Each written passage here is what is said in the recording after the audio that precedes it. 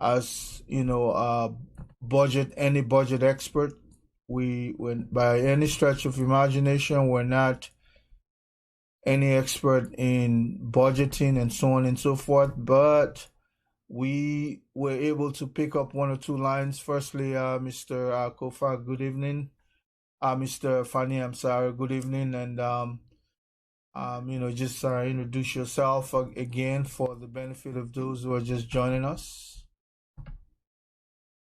Well, Mr. Gray, I want to say thank you for inviting me to your program. And just as you said, we basically going to look at some of the appropriations in this budget. And the goal from my end is not to beat anybody down. So, and hope that necessary answers will be given to us, and also hope to some extent to encourage the legislature similar questions, because some of the appropriations in the budget, they kind of need to be looked at, because as you see, budget as a draft is subject to review and debate and passage. So it is our hope that as we discuss these things, as we bring some of what we see as bad appropriation or misappropriation or just plain wrong, we just hope that others we listen to what we're saying and investigate it more and see where we'll go from there. Liberia is for all of us, and to a large extent, we are all stakeholders. Liberians, our voices should be heard.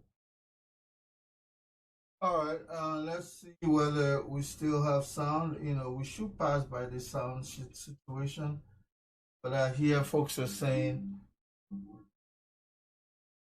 it doesn't seem like we have.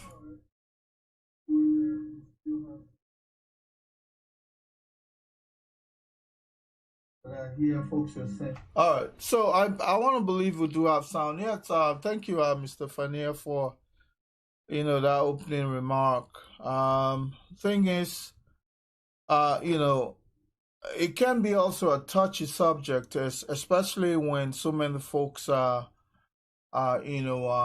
hooked up on national event. Whenever something like this is touched upon, most people, tend to be on the offensive or defensive, if you want. So, by any stretch of imagination, we have concerns. We believe that bringing up these concerns is not the prerogative of just a specific set of people or a particular set of individuals. Any citizen can grab the budget and go through it, because a national instrument is a national sanctity that we'll almost be able to discuss, at length. So this is why we have concern. Again, let us make it clear that by any stretch of imagination, we're not trying to beat down anybody. We're just trying to have, common concern that any citizen in a democratic setting will have. It could have been any other issue, but it happens to be the national budget, the proposed national budget that is yet to go through legislative hearing. And we hope that, as Mr. Fyneah said, that our Liberian legislature will be able to pick the gavel up from here, or from anybody who has in the past discussed the national budget, the proposed national budget for 2020-2021. So, Mr. Fyneah, without further ado, while you're laying a premise about what actually should be some of your concerns, and then we just chime back and forth because I do have mine as well. But this, like I said, anybody could call in, but give us some time. Let us digress the issue, and after probably digressing the issue for about an hour or so, or maybe 40 minutes, and you can always come in and chime and tell us exactly why you agree or disagree with certain items. Again, this is the Colonel, and with me in studio here is Mr. Benjamin Kofa Fyneah. He's a presidential hopeful. In other words, the guy's still extremely, extremely young, but extremely experienced. And in addition to that, he's a scholar by any stretch of imagination, like anybody. So, in a perfect world, in today's modern world, especially, people like Ben Fyneah should be the ones running for the presidency. And so, gone are the days when people are pushing a sage who would be 80 pretty soon. Some are even older than that. They're still running them around, and then we'll come back and ask why our country is not making any effort. But let us. That is not our mission for being here now. But just so you can have a feel for Mr. Fyneah, who he is, um, and that's why he's always availing himself for this kinds of situation. Whenever I call upon him, he shows up. And that's the kind of guy I want. No too much bureaucracy. If I were to go call Mr. Cummings now, I'll have to go through layers. And even when I would say talk to my office assistant, a presidential hopeful should be someone who should be availing himself, especially to the press. You understand? Without any bureaucracy, bottleneck, red tape, and all those kinds of stuff. But anyway, Mr. Fyneah, I want you to lay a premise so I can go ahead and share this video. Thank you so much. Well, the first thing I want to say is I would like to bring this budget issue to what I would call the layman's level. That is to my level, because I'm an ordinary guy. I'm what I would call the man on the street. The first thing I want to say is let's first determine what is a budget. Then we can determine the goals of a budget. Within that framework, we can make, I would say, what I would call an informed analysis of the appropriations that we will want to consider tonight.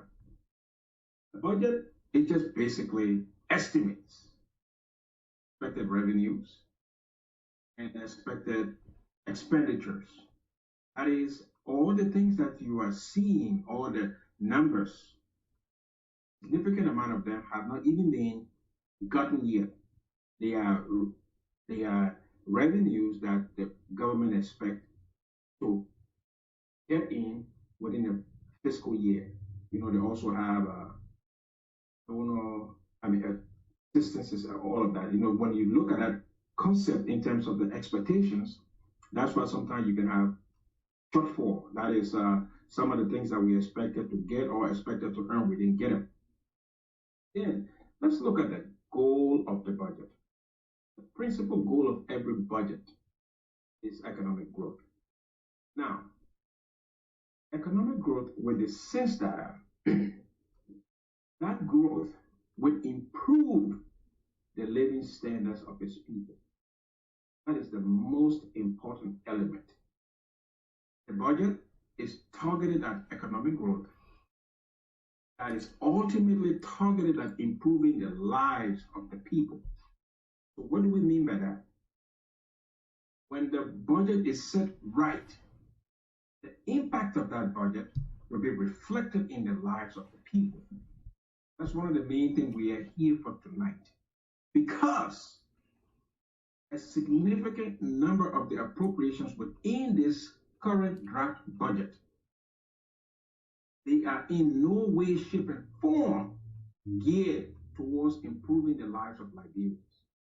And those are some of the things that we want to look at. But also, when you are making appropriation in budget, You have to have credible data. Now, we are not saying they don't have some of the appropriations that they made. We are going to question the veracity of the data. We'll question them. We will ask because those appropriations should be matched to the relevant data that will justify them. We're just, we're just talking and just exchanging ideas. We are not accusing them of anything. We're just asking for more information. The final thing that we will talk about, and that I would want to talk about, would be what I call the state-run enterprises. And I think if some people will know what I'm talking about, it's like LPMC and LEC and all those kind of places. Mm-hmm. But what happened, I know LPMC name has changed. LEC and the others. Those are literally businesses that are set up by the state. And I will be honest with you, some of them, it is expected that they will run at a loss. But others will be expected to turn profits because they have to positively contribute to the government. The revenue generation. Yes. Now, from what I look at in the draft budget, because, and I mean, this is a shame. The budget states that most of the SOE, if you look at this line right here, most of the SOEs. Let me see if we can begin to share there. Go ahead. Yeah, I mean, in there it states that most of the SOEs have not submitted their full estimate yet. They've not submitted.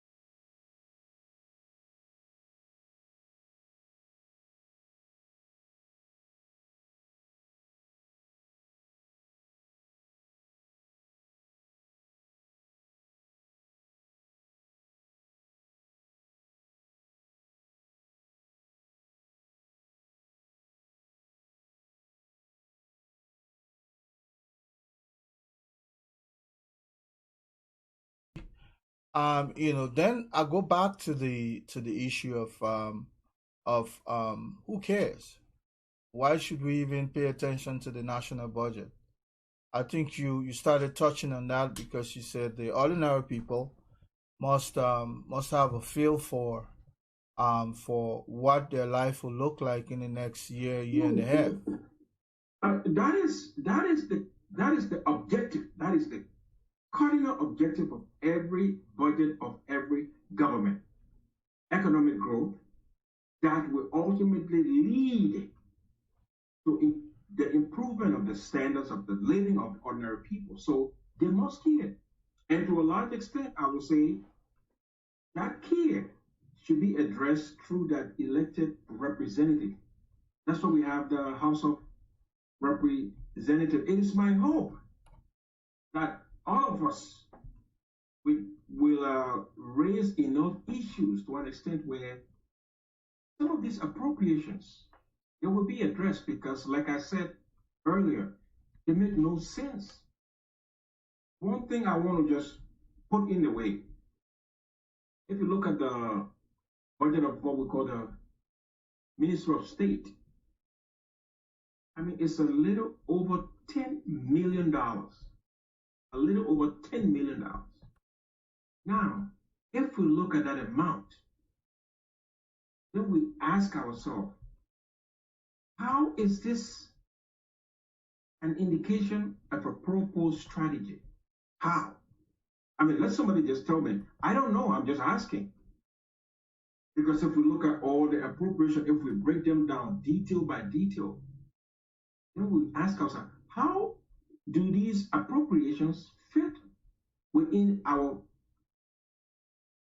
main theme of pro-poor.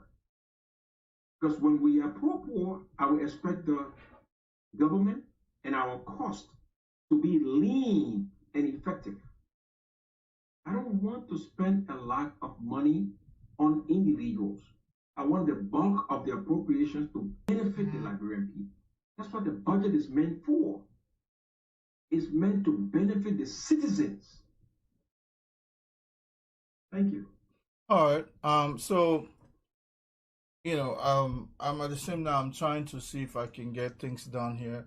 But so it has become a matter of the Liberian citizens not seeing the bulk of our national budget going to them.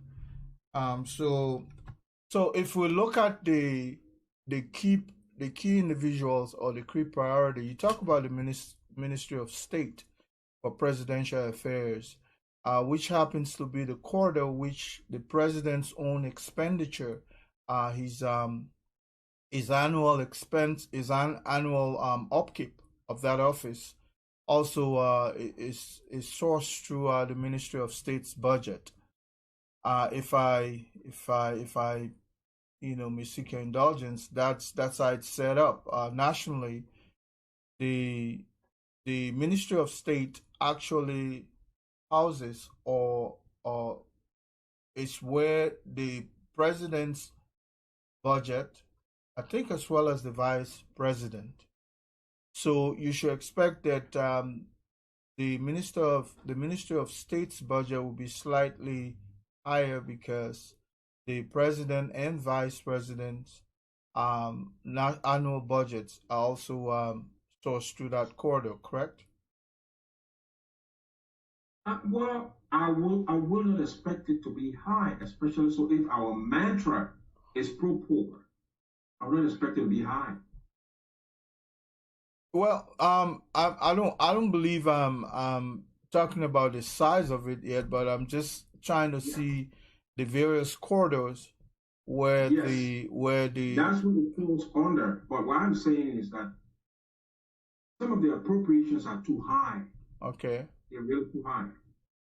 I mean, especially so when you compare them to other important sectors of our state. I mean, it's just too high.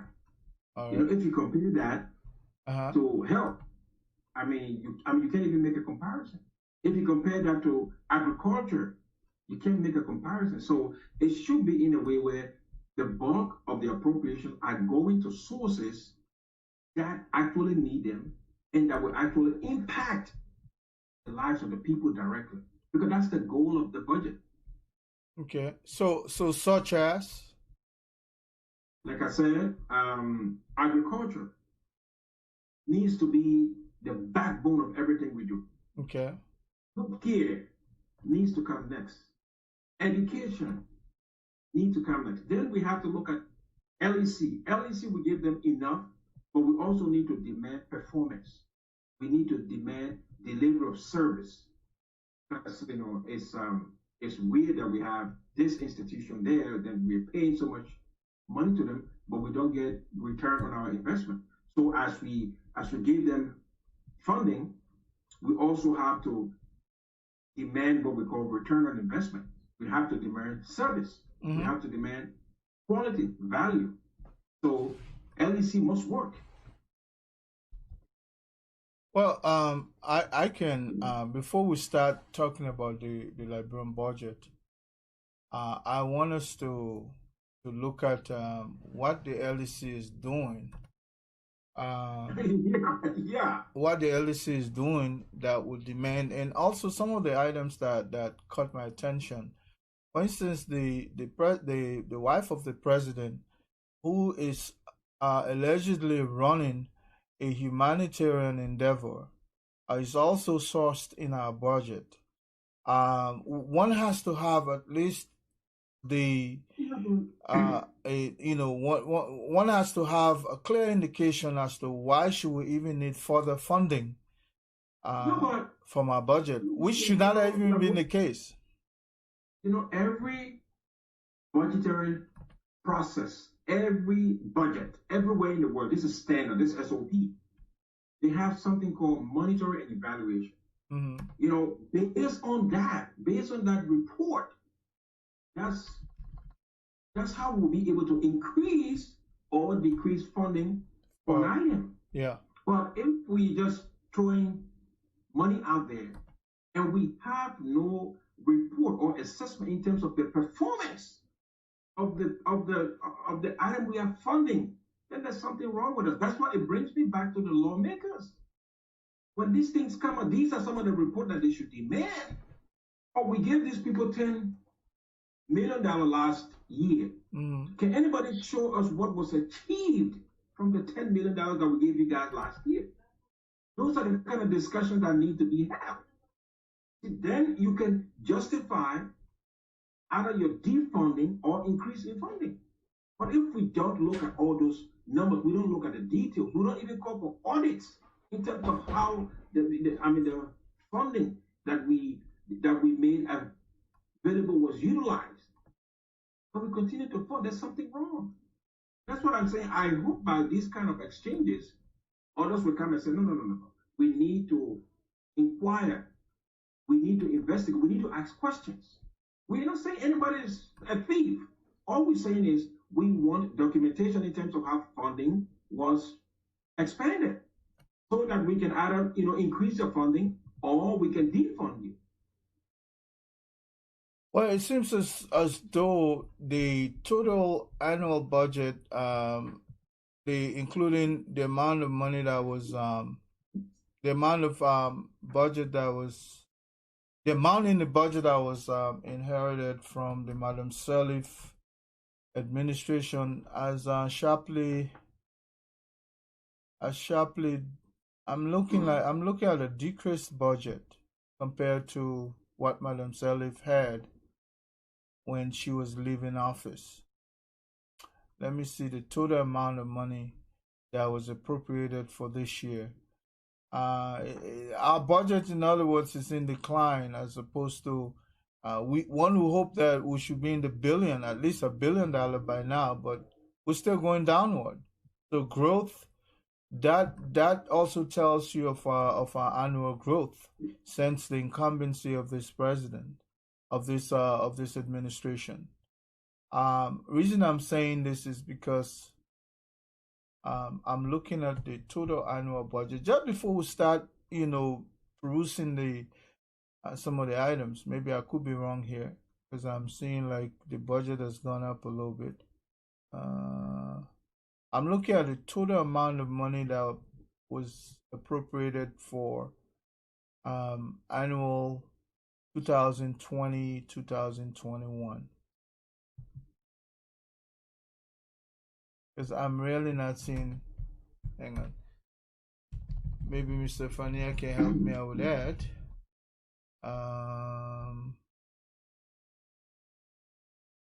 Hang on a sec here.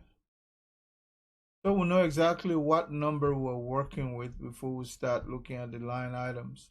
Okay. No, you see, actually, when you look at these, the way I assess it, I mean, this document is 530 pages long, so you can't go through it line by line. You just look at some of the things that just stand out there. Some of the, because there are a lot of things out there.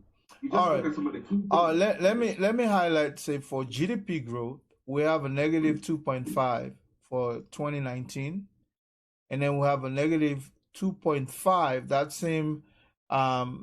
the same situation with 2020. Now for 2021, they're projecting that the annual budget will grow, by 4. I mean, from negative 2.5 to straight to 4. Not even 0.4, but I'm just seeing 4. And then following year 2022 is projected to grow from 4 to 4.2. And let me say something. You see, those are the kind of issues that the lawmakers need to address because that's an impossibility. It is impossible. An impossibility. Especially so if we take into consideration we are now in the midst of a pandemic. Yes. Where is the economic activity going to come from? Where's it going to come from that will increase revenue? But you see, that's what I'm saying. Those are the kind of issues that you don't need anyone to tell you that. I don't expect any growth. I don't expect no growth at all. Because suddenly we're in 2020. We're in 2020. You're telling me that by 2021, next year, we'll jump from negative 2.5 to 4%? No, that's what I'm telling you. Those are the kind of issues that the lawmakers need to bring to say, well, just explain this to how are you going to achieve this? We're in the midst of a pandemic. Everywhere in the world now, economic activity has slowed down. Everywhere. So Wow. I don't know how you will miraculously achieve that. So these are the kind of things that people need to be called upon to explain. I mean, I'm not saying that they can't do it. I'm just saying tell us how. Yeah. Tell us how you're going to achieve it. Yeah. If we go through the fiscal budget right now, they submitted for, they say the total budget here is 535.5 million. Okay. And they're saying that domestic revenue account for 7.4 million. And it says 75% while of the budget, while external resource amount to $118 million or 24% out of the 7.4 million domestic revenue. Tax revenue constitute 333 million.5. I just having a feeling that all of these numbers are cooked unless somebody can really tell me where these projections are coming from. For me, what do they say? I would encourage the lawmakers to just ask more questions. Like, come and explain these figures to us, just the way we're discussing them, because I don't know how they arrive at those figures. I don't know what their intent were. I don't know what their strategies are. But if they can throw lights on it, they can explain it, then maybe that's what we can ask, or we can be convinced that they can do what they say they want to do. But let me just give you one thing that I took note of. And that's what I'm saying. The way I do it in where I work, we don't read everything. We look at what we say, things that stand out. Mm-hmm. Minister of State for Presidential Affairs in 2018, 2019. Are you looking at the past budget, or you quoting citing from history? Yeah, I'm trying to quote as compared to what they said they will use now. Because if you can source the page, then I can put it up so that page number 43. Page number, yeah. So continue. With your Minister of State for Presidential Affairs, item number 221201, electricity. In 2018-2019, they used $10,000. So we're talking about page number 14, you said? Huh? What page is that? 43. Okay, go ahead. 43. Yeah. Minister of State for Presidential Affairs for electricity, item number 221201. In 2018-19, they said they used $10,000. That was actual. So that's what they actually used. That's actual. Mm-hmm. But then now, 2021, they are projecting 110,000. I want to ask why. Just why? I mean, I don't know. Why that huge jump from 10,000 to 110,000? Almost, 100 times increase. Let me go there and see. So we're looking at number 43. So I'm there at almost there. Page, okay. Page 43. Yeah. So page what? 43. Yeah, I got that. So we're looking at electricity. Item number 221201. It should be I The don't fifth know, item on that list. on the PDF, Yes. the fifth item. Electricity. So You see that? Liberian embassy, Brussels, like this. I'm looking at the embassy here. No, I don't think you're on the page. It's page number 43. 43. Because I'm seeing the page number 43 here. Unless it's page number 43 is different. No, it's the same. Let me see. It's for the Minister of State for Presidential Affairs. It's, I think the headline is 102. I'm seeing Ministry of Foreign Affairs. So headline is 102. No, this is Minister of State for Presidential Affairs. Okay. 102. Give But me. you can search. Use Alt F and search for it. Yeah, I think I got it. Item number 221201.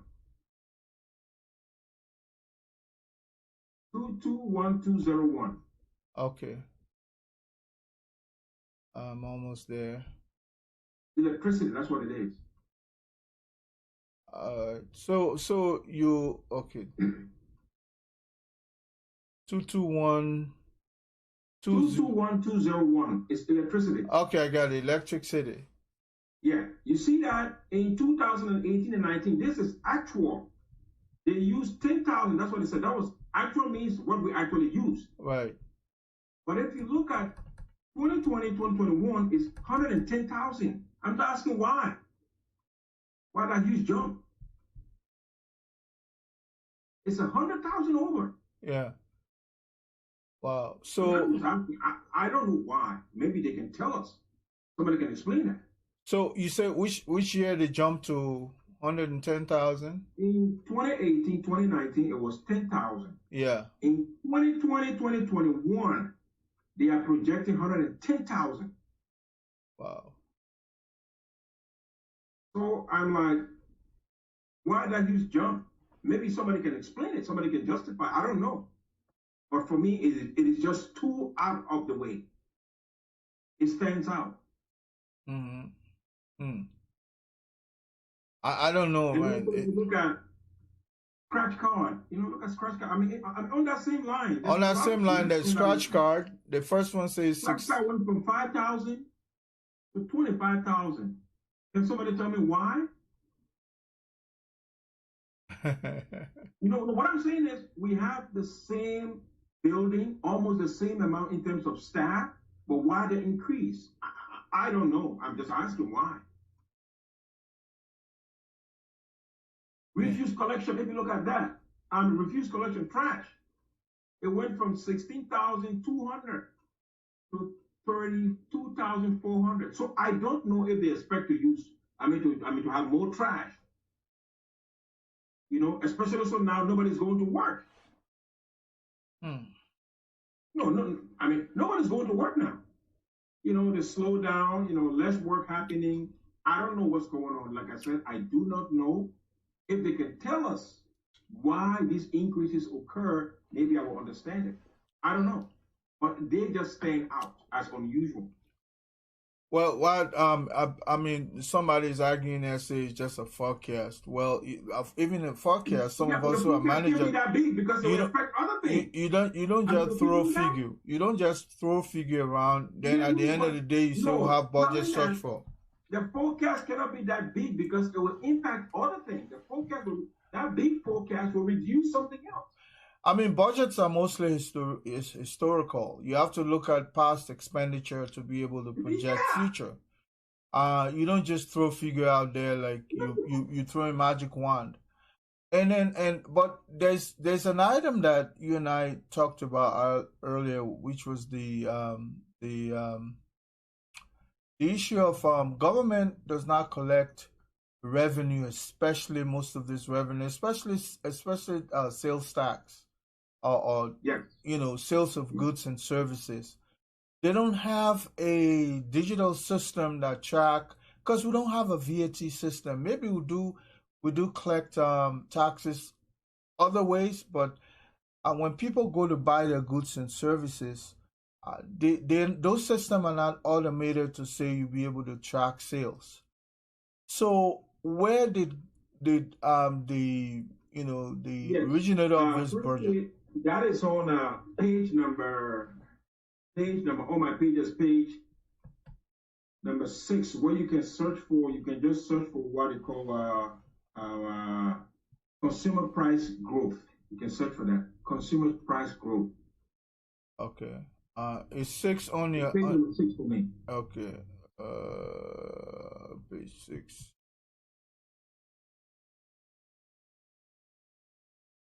Yeah, the way they got this, I think Yeah, it's on this. Now, if you look at this right here, can you look at this table? yeah, It's on this table. I should be able to share this with you so you see exactly what I'm saying. Hang on a sec here. Yeah, you see, when it comes to that, we say consumer price growth is also called consumer price index. Yeah. That is basically tracking, what they call the price of the basket. When people go shopping, how much on the average do they spend? But you see, just like what you said, in the absence of a digitized system, I'm not saying they are wrong. I'm just saying, where is the data that support this number? Support this number. Yeah. I'm not saying they're lying. I'm not saying they're wrong. I'm not accusing them of anything. I would just be very happy if they can give me the substantiating data that supports this number. Because you must have data. You must have verifiable data to support this number. So I'm not saying they're wrong. I will be very, very happy if they can provide the public with this data. So, like I said, these are the kind of questions that the lawmakers should be asking them. Because I don't know if you know this, that CPI. The CPI, consumer price index, yeah. Measurement of inflation. Mm-hmm. Mm-hmm. It is an indirect measurement of inflation. So if you are using this number, fair enough. I don't question your number. All I'm saying is I need the data that back this number up. The data that you employed that gave you this number. That's what we need to see. Well, Mr. Fyneah, when it comes to sales, especially of goods, maybe even of services, I will re-emphasize that we do not track those activities within our system because we don't even have the digital system. We don't have them. Unless something miraculous has happened in the last year and a half since the incumbency of this government that we may not be aware of, that where they are now charging taxes or they are tracking sales. Unless that is the case, I don't know where to have some of these figures from to just throw out there, hoping that we'll just overlook it and go by it. And I think I don't even know whether we may have a legislature that that is inclusive of some financial services experts. But when it comes to some of the items they're naming here, it's almost impossible. It's like you're working with an analog system where we're exchanging goods by almost like the barter system, because once people set up their businesses, they don't have any way of paying. They pay flat tax to government. I believe, like for me, just like I was saying, I will not question the mechanism, methodology. All I would say, just please provide me the data. Just provide me the data. But let me tell you something, because you made a key point. You talk about the legislature. This is the makeup of the legislature in Liberia. I want to stress something. That's why I'm showing this. That is, it has 73 seats. This is as per the election of 2017. Mm-hmm. But this is what it says there on this report. CDC has 21 lawmakers. UP has 20. LP has 3. National Union NUDP has 6. NDC has 5. Alliance for Peace has 3. NPP has 3. MPC has 2. LDP has 1. LTP has 1, NRP has 1, and independent have 9. Let me tell you why I gave all those counts. It means that This is is this the Senate or the legislature? I mean, or the representative. Representative, because they are the one that deal with the national budget. Right. Yeah. So, what I'm saying is, with these numbers, if you don't have a majority, I don't know how they will pass this budget. What I'm trying to say here is, if this budget gets passed as is, no one has legitimacy to complain about it tomorrow, because Unity Party is there, Liberty Party is there, CDC is there, ANC. I don't know if they have any seat now by crossover. I don't know. But all I'm saying is, no, I think they have Nathan. Nathan is there unless he's not running anymore. Parties, they have representations, so to a large extent they can raise opposition to this budget. So if this budget gets passed, they have no legitimacy in terms of complaining.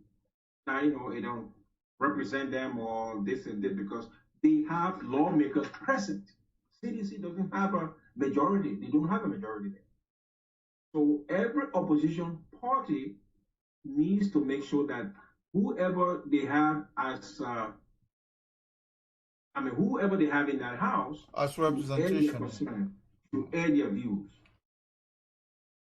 After they leave the house, I don't want to hear anybody complain, because you have lawmakers who can speak on your behalf. Thank you. Some of the things that stand out here for me, the budget of the president, or pro president, has gone up by, it looks like, by 3%. Let me make sure. Compared to what Madam Salif used, of course, that number is almost twice now. Almost. Somebody is sharing. This is something else. Yeah. So, while we may not question the figures on the budget itself, but there are certain things that stand out. For instance, some of the individuals, some of the institutions that are supposed to even receive the lion's share of this budget are the victims. Say for instance, there's something about that was appropriated for just youth empowerment. Let me just stress this point. You see, I like to be targeted. That's why that's why everything I tell you is Ministry of State. Let me tell you one thing that might shock you. Item number 221602, that is stationary. Yeah. Stationary. In 2018 and 19, the actual, because that's why that 2019 number is very important. The actual use was $2,765 for stationary. Like I said, item number 221602. But in 2020-21, they are projecting 30,000. Why? I mean, in 2018 to 2019, the actual for stationary was $2,765. But here we are projecting $30,000. It doesn't stop there. Let me go to another one. For repairs and maintenance, machinery and equipment, for that same Ministry of State, 2018, we had $15,095. For 2020-21, we are projecting 75,000. How is that possible? That's what I said. They just keep throwing these numbers here and there, and the increases need to be justified. That's what I'm saying, because they are way too outlandish. In 2018, what you actually used, this was your actual expense, was 15,000. Then you are projecting 75,000. That's impossible. I mean, nobody will approve that number. Nobody will. But these are the things that are happening. If you look at fuel, lubricants, it went from 228, 228,000 to 179. I mean, oh my, I can't believe this. Which item is that? 221? 221,602. Yeah, that fuel and lubricants, right? No. Stationary. No, I've seen stationaries. 221,602. Yeah, then go to fuel. No, it was fuel and lubricants for. Well, 221,603. Oh, no. 221,402. 221,402, yeah. Fuel and lubricants for generator. 500,000. Like doubled. I mean, it tells you. You see, I will tell you this to those who are listening to us. Budgeting is part of my work. There is no way anybody can approve this number where I work. 228 at the same office, the same site. There's no way we can have 500,000 projection now in this pandemic, because the budget said it is in line with the pandemic. That's what the budget says. There's no way you get 500,000 from 228,000. There's no way. It's impossible. So I'm saying, let somebody come and justify these numbers to us. Let somebody come and explain them so we can understand them better. Wow.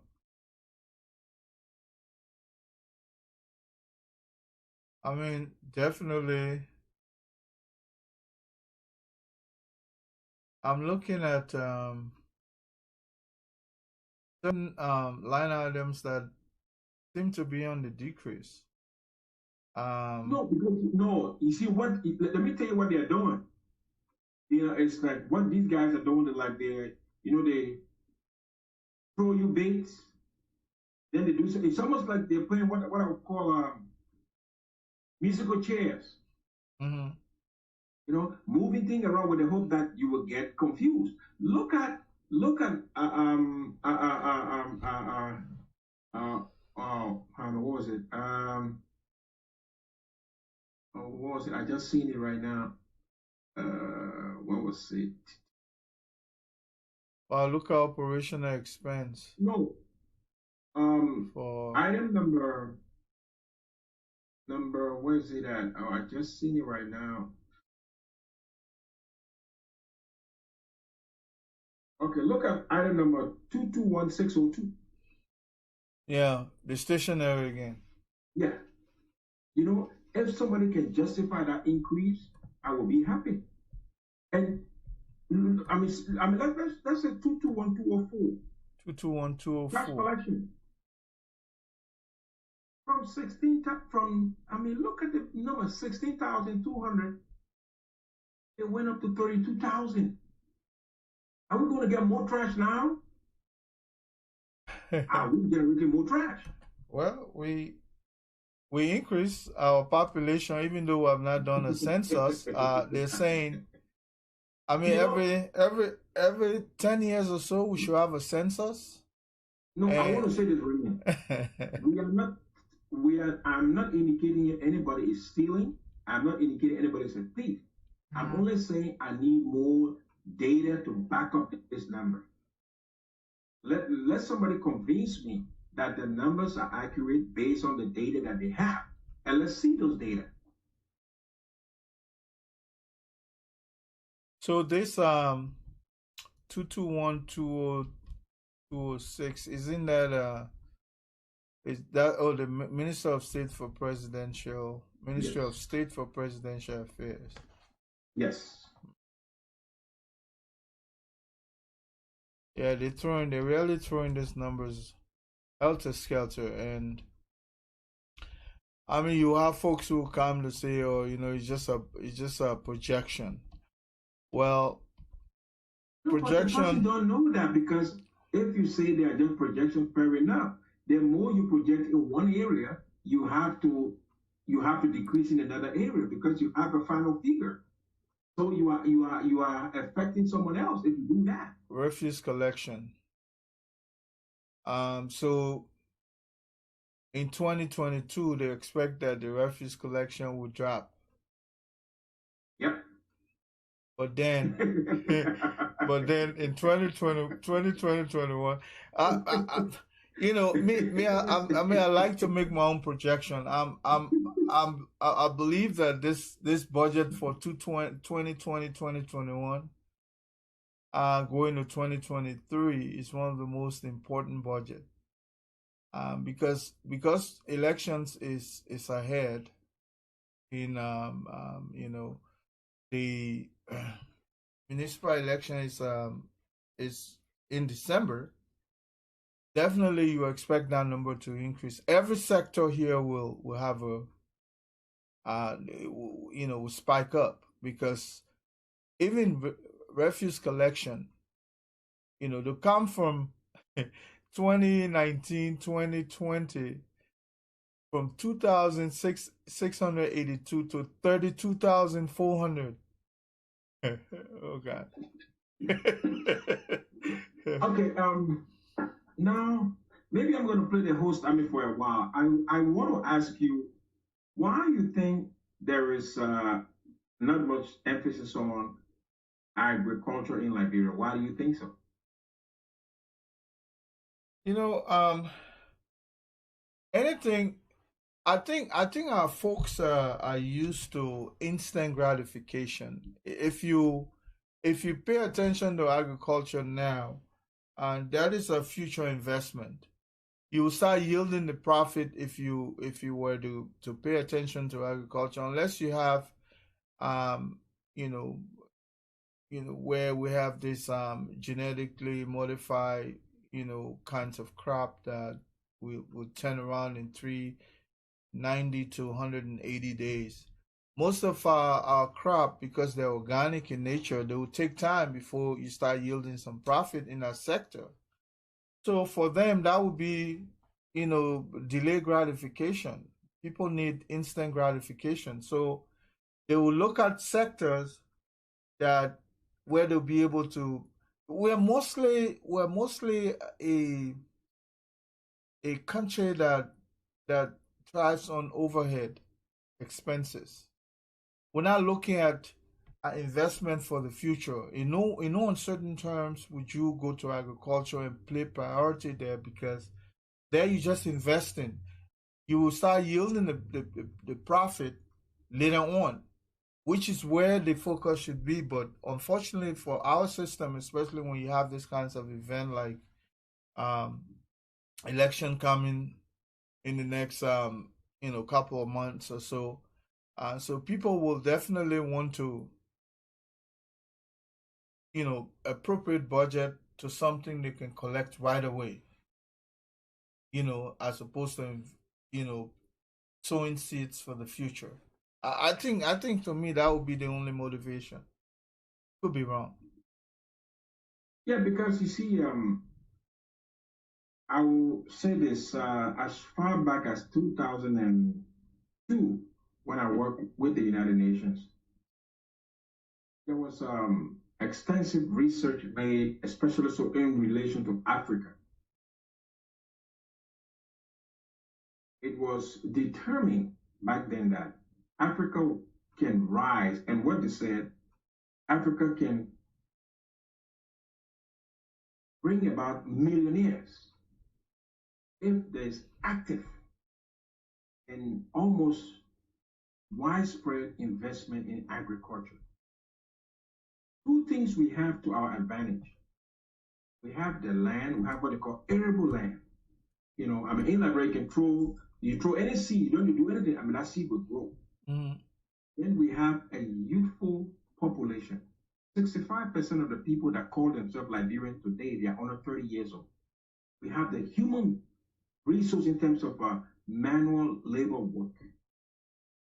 I believe with a good strategy, I mean, we can pick up in no time. And what they said, I mean, at the end of that report, they said agriculture has become literally gold mines for Africa. Gold mines.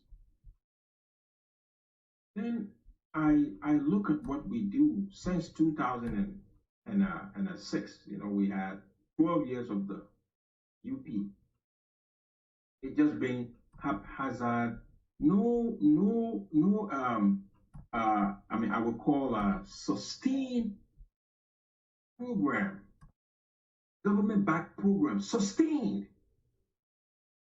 that will dive into agriculture and see that this thing literally become an industry, value addition. I mean, food, I mean, security, then export. I'm surprised that, this thing is there for us for the taking.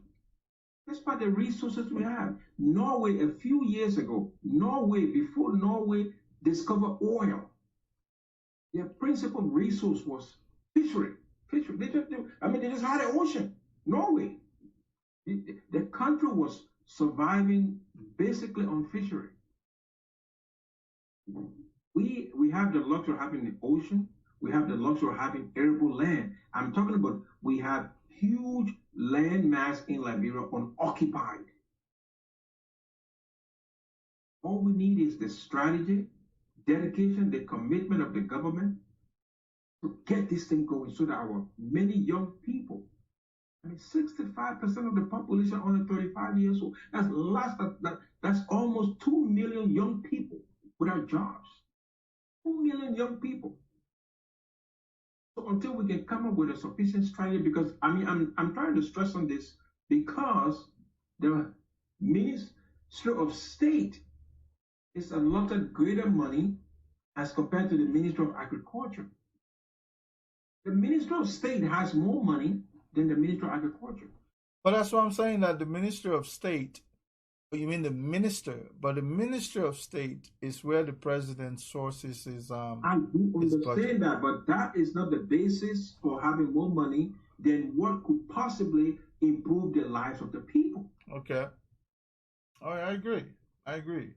Totally agree. And I think the budget priority right now is anywhere where the president can have far-reaching hands to dip.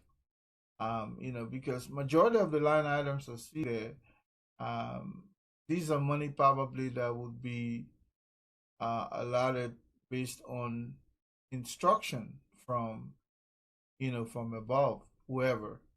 So if you look at items where the president sort of has domain, there's more there. So let's look at EPS, $7 million. Yes. What kind of threat do we face in that country? Yeah, EPS. There is no visible threat. Even NSA. 7 million. Even NSA has 7 million. Yeah. NSA is 7 million. What kind of threat do we face in that country? I think NSA is even more. National security. Well, NSA, I saw NSA and EPS, 7 million plus. I'm not saying they're not important, but this allotment should be based on the prevailing conditions. What kind of threat do we face in that country? We don't face any threat, both internally and externally. So we should appropriate our resources in a way that the population will benefit. Yeah, some like Legis now, the Liberian Institute of Statistics, which is the Legis. Those are the institutions that are supposed to be carrying on population count. And remember, every 10 years we have to have we have to count how many people in Liberia. And so we've gone over that by 2 years, okay? Because it was supposed to have been 2018. And interestingly, there was a allotment made for 2018 for census. That money, of course, was repatriated to something else. Maybe we're gonna have to do some inquiry and see where that money went. But even at that, let me ask you this. Yeah. Why do we still have a Ministry of Post and Telecommunication? The postal system don't work now. I don't know what we're doing with our postal service, because this is supposed to be that there is still budgetary allotment being made. Yeah, And the postal system is dead. the Minister of Post and Telecommunications should be one of the highest revenue generation bodies of our system, especially when it comes to revenue generation.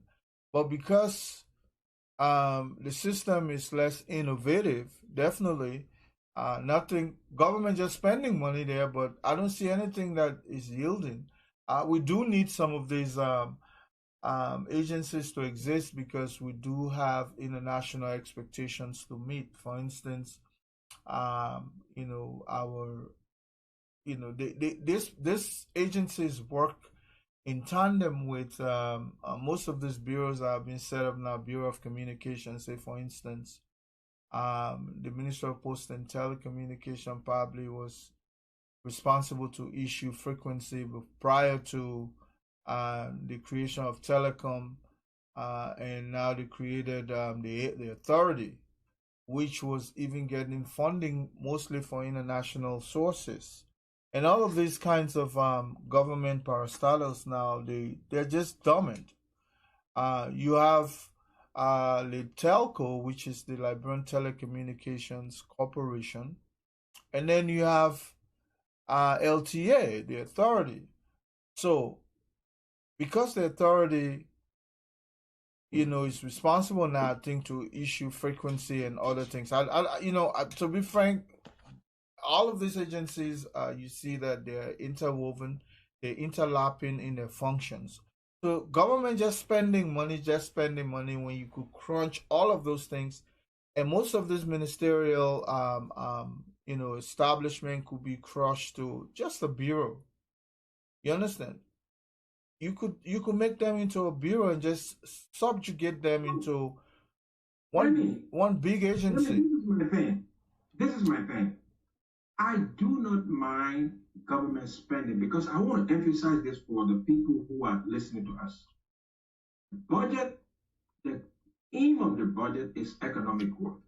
And economic growth, the government hopes will ultimately lead to the improvement of the lives of their citizens. So it is good. But my thing is, we are not seeing the impact of the budget in the lives of Liberians. We're not seeing it. We are not seeing the impact. Poverty continues to rise. So if we're making all these allotments, and mostly just going to what they call recurrent expenditures. Yeah. Recurrent expenditures benefit nobody. It benefits nobody. It's just like you just go and pay your phone bill. Mm-hmm. You use the phone. The ordinary Liberian out in the street, that recurrent expenditure don't benefit him. It doesn't.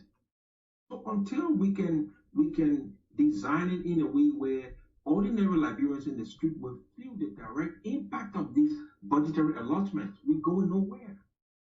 We're going nowhere. Because when you are elected to serve. You are not elected to be served. So if we are just paying people huge amount, giving them, X amount to, for gifts, for travel, for this, for that, stationery, everything, we are losing the spirit of the people. It's the citizens that should benefit from the budget. It's not those who were elected. And of course, Mr. Fyneah, I'm just about to take a short break so that we can come back and continue. Just give me a minute here and watch some of our young folks coming through. Just a minute. Okay, I'll be back.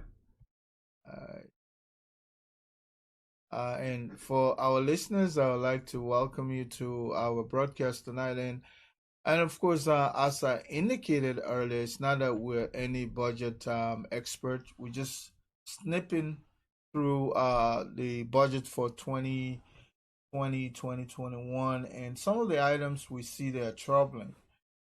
People might say these are all projections, but we have to question those projections because they will eventually pass into a law and will have limited right to even question them once it's passed into law. Okay, but let me give you an interlude of music by young Ugandan kids.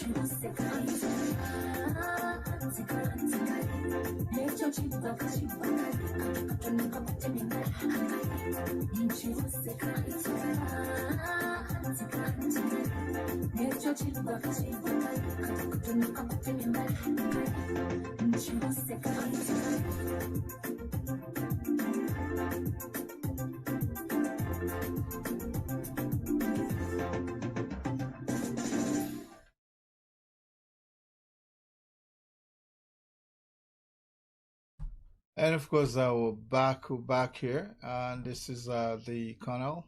I'm trying to have a conversation with Mr. Benjamin Kofa Fyneah, and of course, we were looking at the Liberian budget, the proposed budget for 2021, and of course, Mr. Fyneah fall.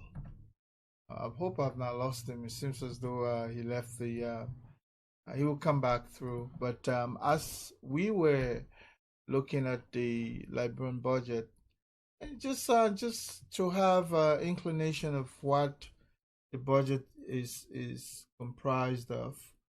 Of course, as he was highlighting, the Ministry of State for Presidential Affairs has more money allotted to it than the Minister of Agriculture.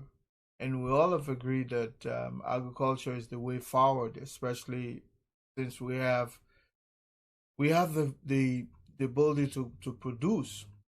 We have fertile soil. We do have quite a bit of rain table. We have the land is wet, it's moist, and so on and so forth. All we need to do is just to invest for the future. But over and over, increasingly, it looks like the priority of government is on quick fix. Paying these overhead expenses, what we call recurrent expense. That has become the focus of government for the last God knows how many years, because this is where people in government, especially the hierarchy, this is where they get their money from to, pocket in their various individual coffers. Some of them will use those money to even become overnight millionaires. As we can see now, men who literally sold plank in the slums of Pinsville is now even coming up with funds to fix our roads.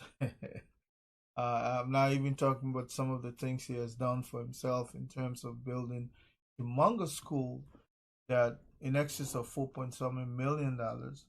I built another humongous structure up in Lofa, and he's going around now. Where do some of these folks get this money from? Well, you can just see that the Liberian government sourced some of these kinds of things in the revenue, in the budget, and they use that individually to enrich themselves. Over and over, this is why the war and economic crimes courts, those two justice system must be instituted.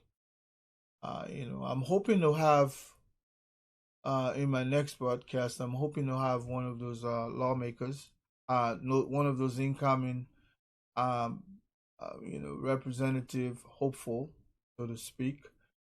And for me, I don't go into asking people for what they've done in the past. I would like to know exactly how we can transmute what they've done in the past to some of these issues, including their positions on. I hope I'll get banned back because in my last broadcast, if you can go and look it up, my focus was whether we're going to have a war crimes court under his watch. Say, for instance, you never know.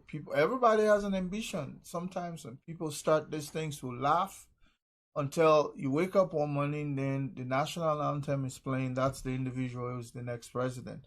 Most people overlook George Weah. They say, how far this guy will go. So these days, you should take people seriously when they're running for public office. You never know. I'm telling you, they could be your next senator. They could be your next representative. And so don't doubt anybody. Every one of us, should have something called faith, a destiny. And destiny will bring you far. So when Mr. Fyneah comes back, hopefully I get him. Maybe we'll have to go back and try to bring him back in into the audio, the telecast. But I'll be having one. I'm looking at having two people. I'm hosting two people. Unfortunately, Mr. Mr. Diba could not come on my show yesterday. Maybe decided to go somewhere where we asked mostly about his past and people glorify about his past. And my focus for me is always, what are you going to do? Tell us. Do you subscribe to establishing a war crimes court?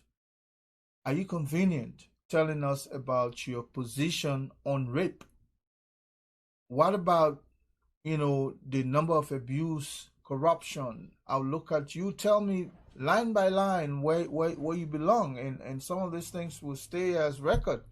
Even if some of us are no longer here tomorrow, we'll be able to go back in, and that's why it's important to ask people those kinds of questions. People who are anticipating going into government, because you can hold them by their feet. Don't talk about, I'm not criticizing the way others handle their shows, but if I were to have James Salinsa Diba in my domain, we're going to talk about exactly what he will be doing for the poverty-stricken people of District 9, Fyneah, Matadi. These are slum community. These are slum communities. Tell us exactly. What do you intend to do? What about the children who are raped in that sector of town in District 9? Tell us. What do you intend to? How do you intend to address rape? Let us know. What's your position on that? Corruption.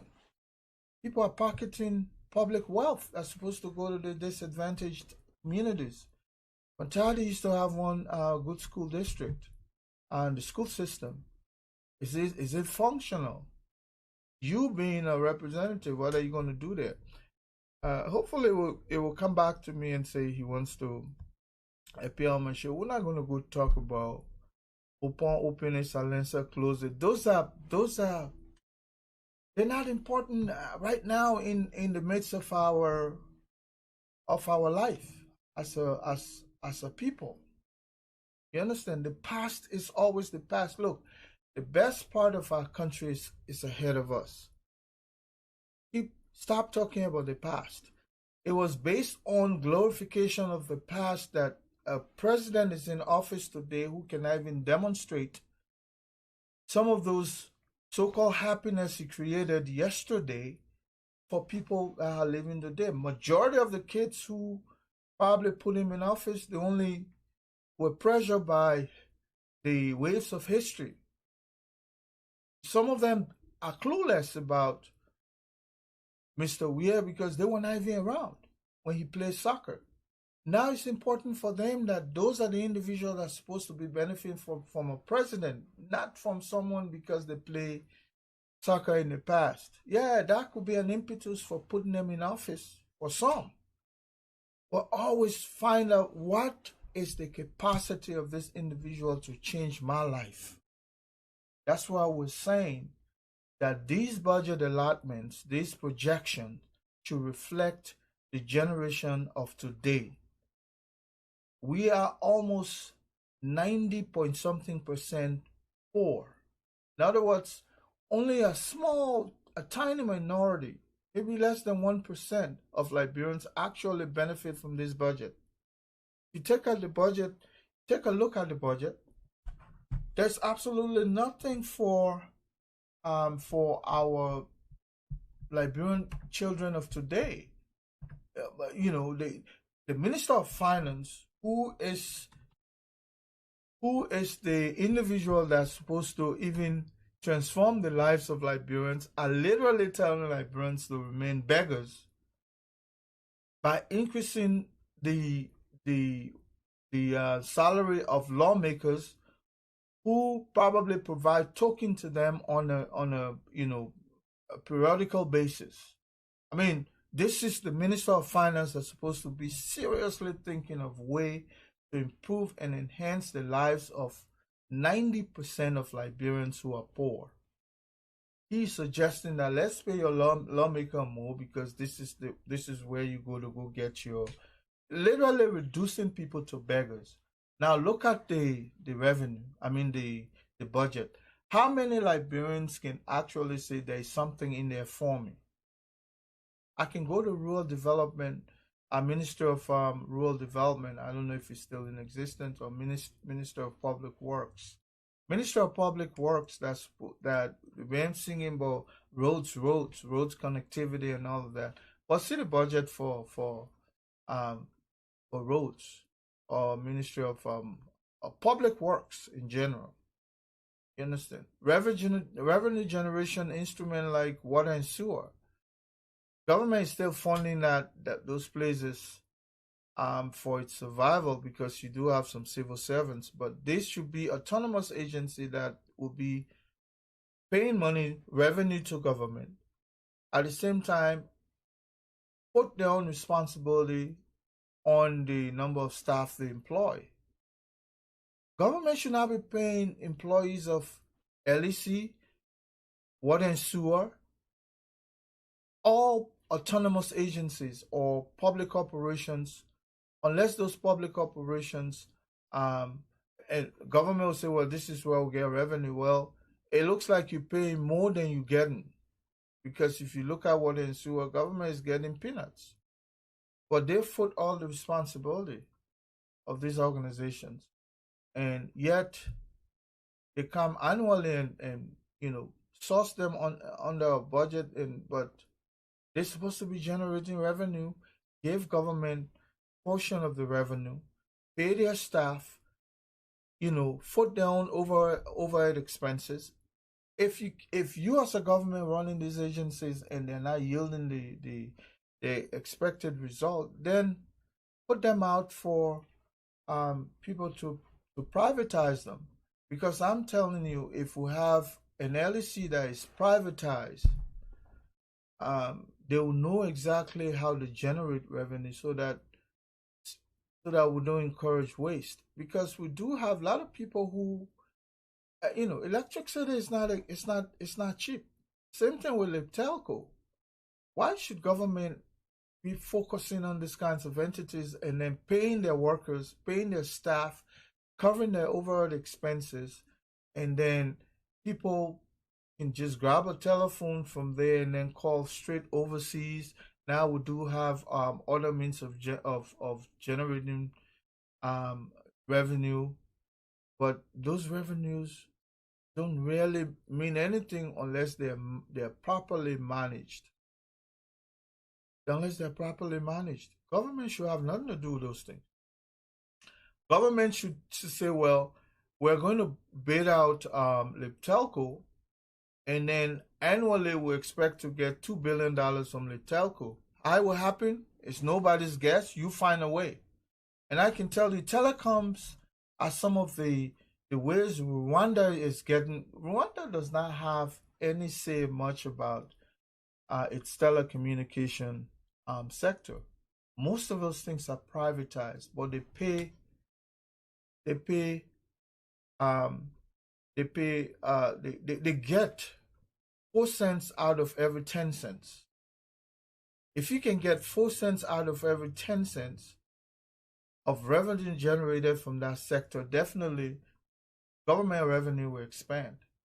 But everything government wants to run in Liberia, that's why our budget, keep languishing between $400 and $500 million. That's peanuts.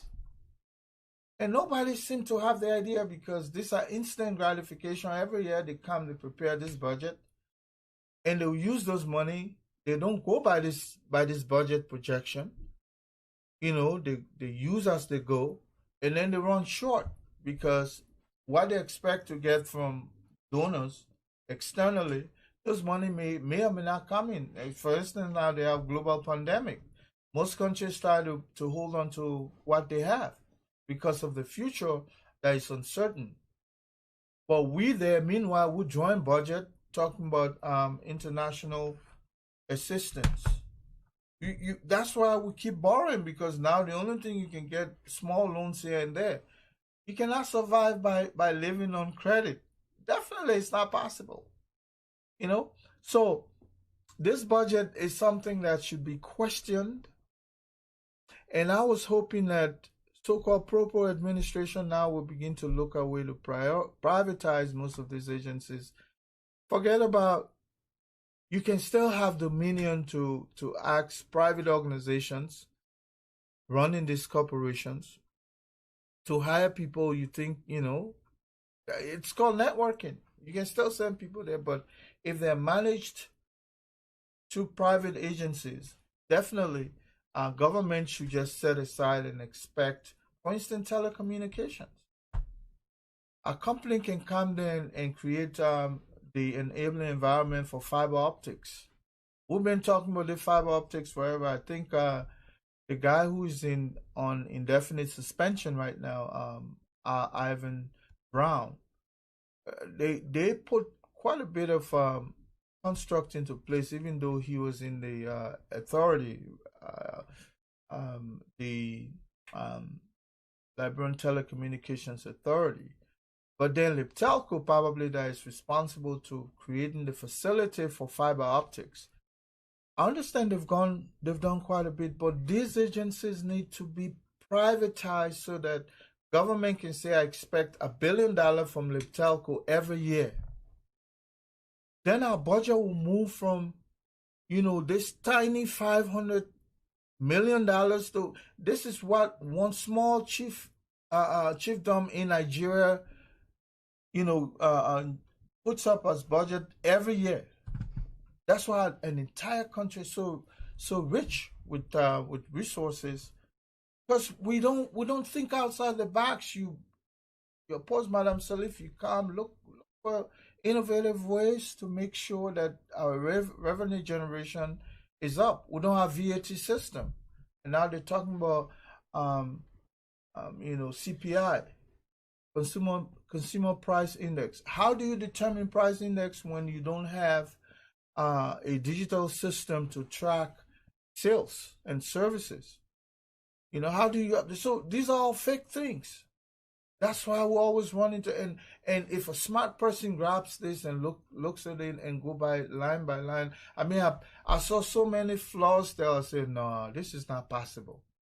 But this is exactly probably what they've been doing for years. So they just come, copy, and just shift numbers. Madam Salif had it here, so let's make it this way. Madam Salif, because everything is based on Madam Salif. A government that comes to improve the life of people from yesterday are still looking back from yesterday for solution. That just tells you that we're going nowhere as a country.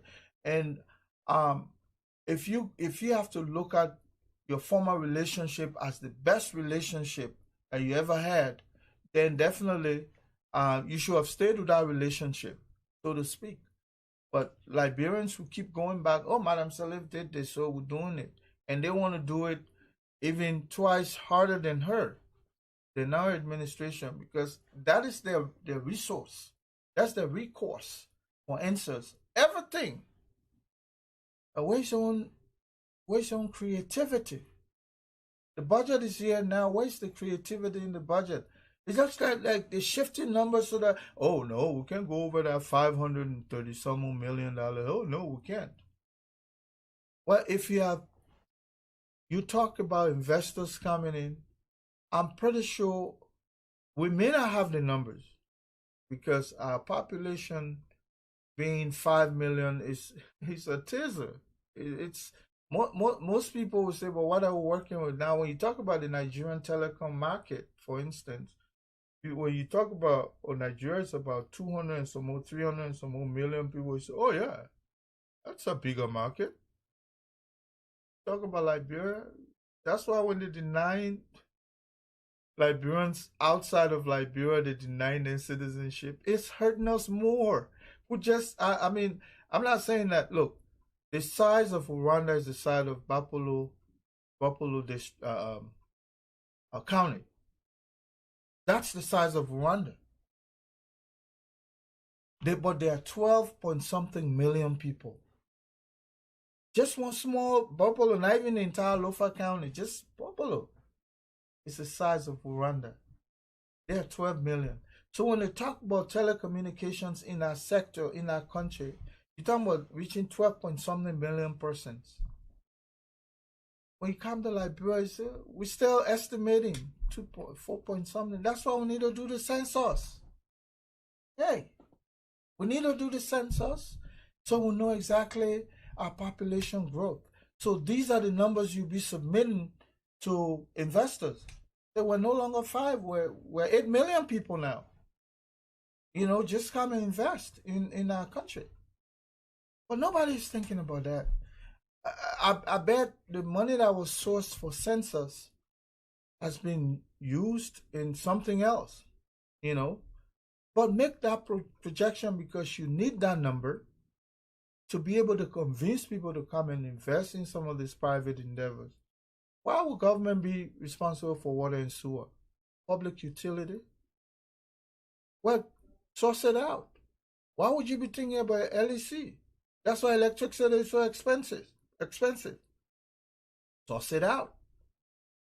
Telecommunication is another one that's a big revenue sector. Source it out. Just put an agreement in place where you get 12% of all revenue generated from telecommunication. Man, we're talking about something like $3.3 to $4 billion.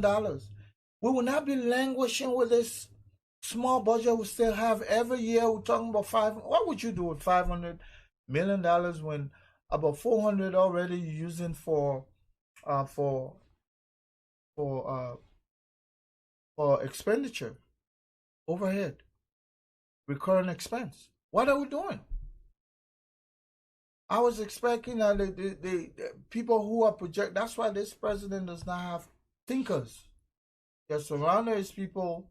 I mean, he's surrounded by people either of the past, the Shaw. If you take Shaw as an economic advisor, what does Shaw really understand about modern economy and the growth? Those people are small time thieves who understand how to hide money in a budget, a small budget, so that it don't make sense. Then people they can put their hands there. These are the advisors you have. You need to start thinking big, Mr. Ware. And I understand that you want to run a big country. Some of them will be saying, "Oh, great," and they just sit on the internet, they just talk. But think, ask question, ask other countries how they're doing it, especially these sectors that are so lucrative. You know, Comium and others, they have bigger budget more than the Republic of Liberia. A small company in your country has more money than you. Something must be literally wrong with that picture. And so I would expect that water and sewer should be privatized and sourced out or outsourced. I would expect that telecommunication the same, LEC the same. Think about some companies that like LPMC that deals with our produce. Those can be privatized. And they will find ways to create a farmer's market and a farmer's bank that will start giving out loans to people. They will even work with international partners to see. Now we're still talking about World Food Program, WFP, that had the problem the other day. We're still talking about doing business with them on a meager basis. And every year, this is why we're getting over and over the same figures. The same figures, the same style of borrowing. We'll borrow, we expand the debt. In this budget, I didn't see anything about debt services. I didn't see anything. Because the other day, the Minister of Finance was talking about, oh, we got some excess in the budget. We got surplus. How would you have surplus when you owe Paul all this amount of money, or Peter, or James? You owe all these people, you're talking about surplus? No, you don't have surplus. When you have debt, you pay your debt, you service your debt. Any money you get in the bank, they have something called debt to income ratio. You remove your debt, what's left?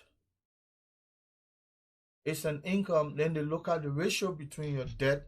If you have too much debt, more than your income, definitely you're not credit worthy. There are so many things that can happen to you. You're not credit worthy. Things you want to do, you can't do them because you're not credit worthy, because majority of the money that you use, you must borrow other people's money to create wealth, and then the proceeds from there, you try to service your debt. Well, we are growing backwards. You look at the economy and the budget, it says minus 2.5. Negative 2.5 growth is what we have. And then they said next year, 2021, it would jump from negative 2.5 to 4%. All those numbers are cooked. They're all cooked.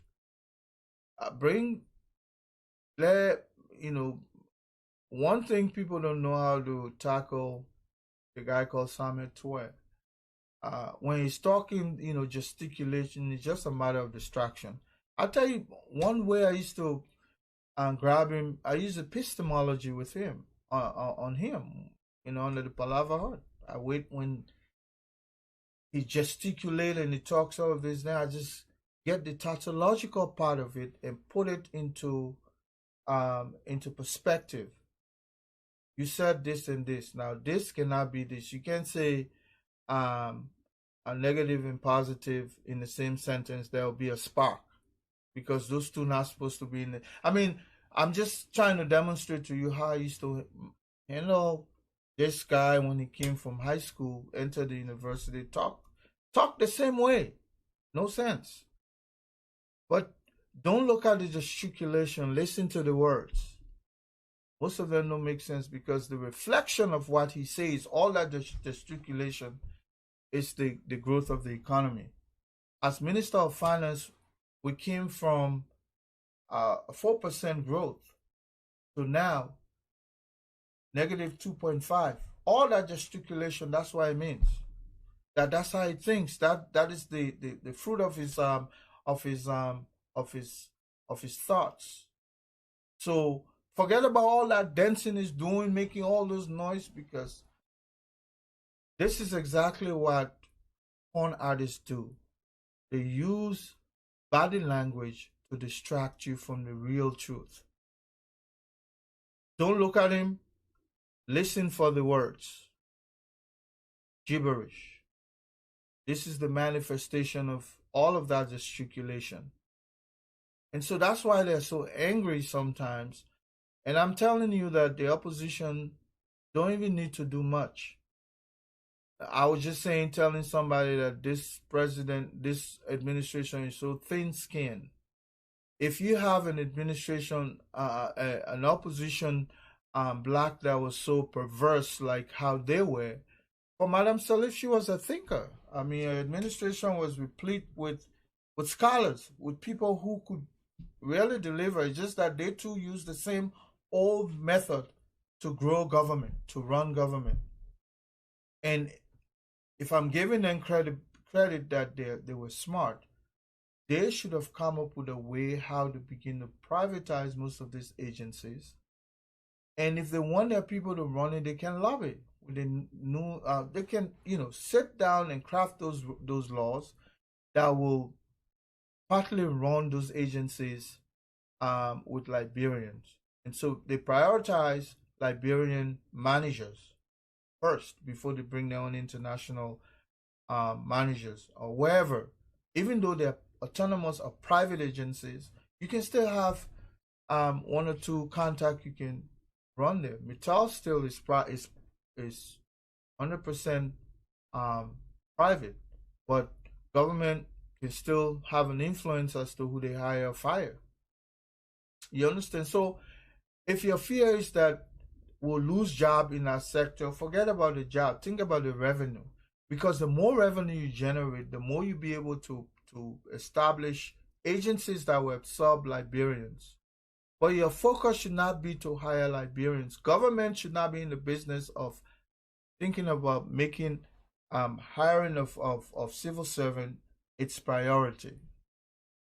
There are key positions here. Even the Department of Corrections is privatized. Prisons are run by private agencies. They're just heavily regulated by government. We have a non-thinking group of people who keep coming to power. Look, some of the reasons why some of us tend to differ, because most of the folks who are coming into government, and they consider government to be something of the past. Government is always forward thinking or forward leaning. When you have an administration that thinks Madame Salif is the only source of consultation for growth or for running their own business today, definitely they're not growing. They're growing backward. That's why they're growing backward, because they keep looking back.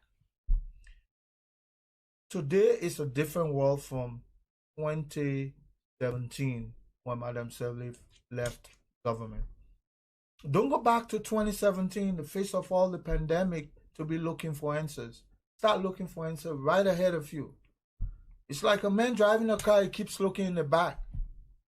Definitely, you're going to wreck the car, because you should be paying attention forward. That is where your focus should be. The growth of the economy, not from where Madame Salif left it, but where we can quadruple what Madam Salif left in office.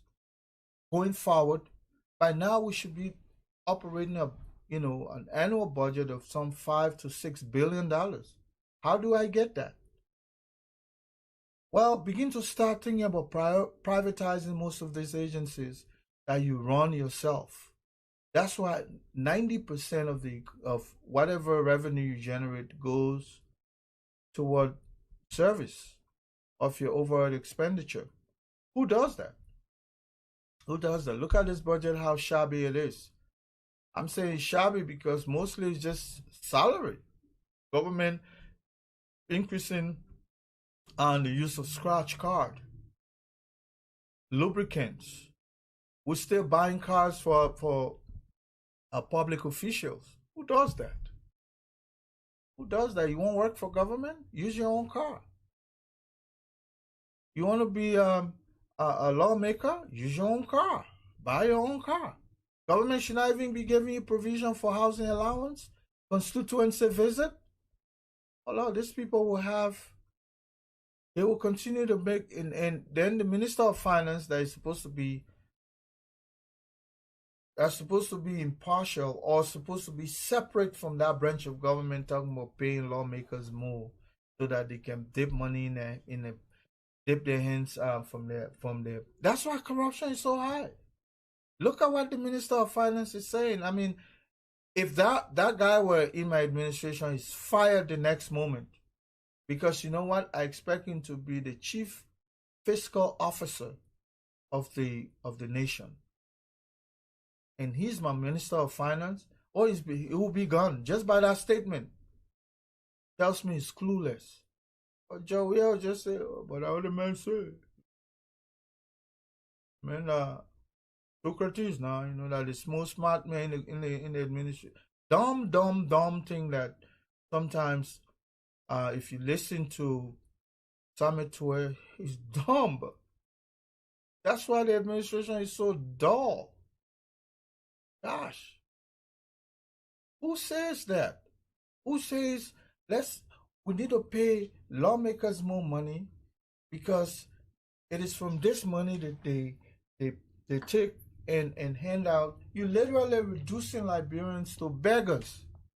You're telling me that our people are supposed to be benefiting the bulk of from our revenue generation, they should be reduced to beggars. Go beg your lawmakers because people go to them on a daily basis. Mr. Fyneah was here earlier. I guess probably he had some other engagements, but he was here earlier. And what did he say? What did he say? That 90% of our population, the bulk of whom 35%, of our population, I think 35 or so, or 60%, he was saying, are young adults. How many of those young adults actually are employed? You got a guy who barely goes to work because, running the presidency has become so boring for George Weah. The only thing that energizes him is to be calling these different revenue agencies to ask how much you made last night, and then you got my share there. That's the only exciting part about running government for him. George Weah has absolutely zero interest in the presidency going to the office because for him, that's not his priority. His priority is to self-enrich. When they look at this budget, almost all of the items there, definitely there will be supervised allotment. And who will supervise them? Definitely the Minister of State, the Minister of Finance, the President. Period. Our National Port Authority, that's another place that's supposed to be privatized. Only thing you can have there is the national security sector.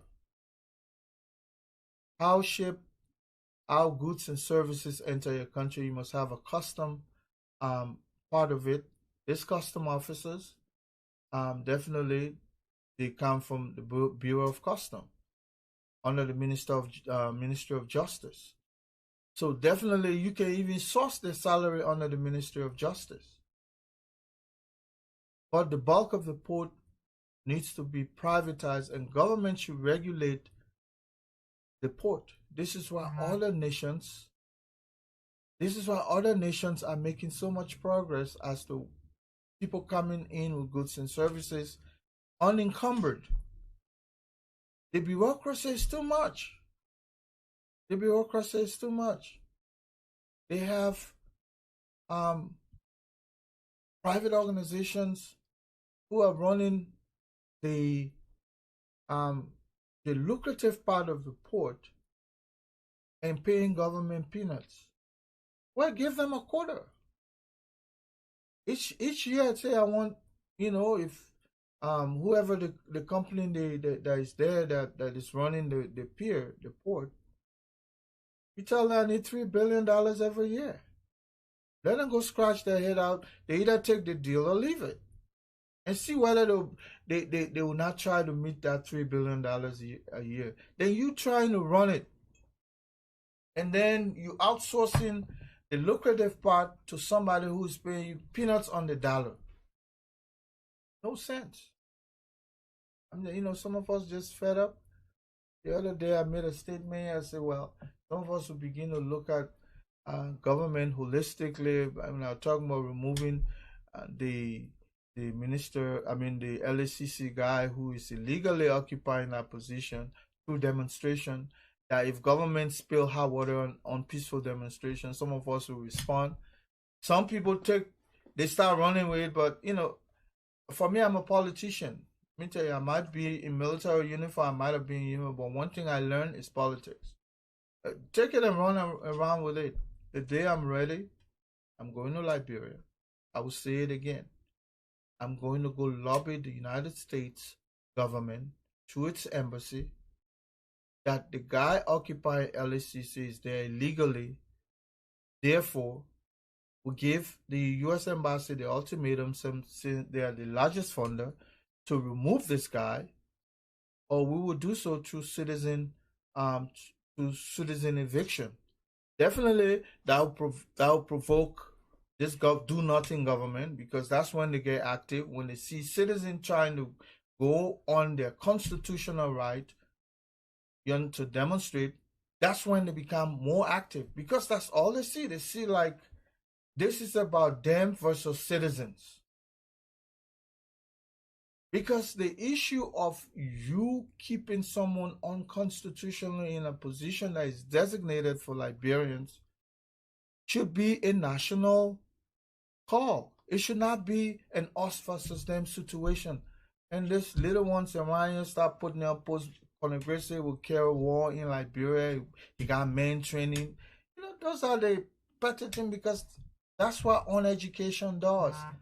When you don't have the ability to be educated to certain to be educated to that extent where you can reason things out. This is how I think that there's another guy who is partially crippled, who is always coming up with this funny stuff. Started to talk about someone physical disability, because we all have our own physical disabilities. But for you to come out and begin to make innuendos like Gracie, we're going to go lead war in Liberia. Which sort of military person will be well trained and want to carry on an insurgency, sit on an international, an international platform and expose? Liberians, they said some of us are really dumb. I think it is true. It is true. They'll find ways to spin it. But some of us we have the intelligence to the extent where I don't have to worry about.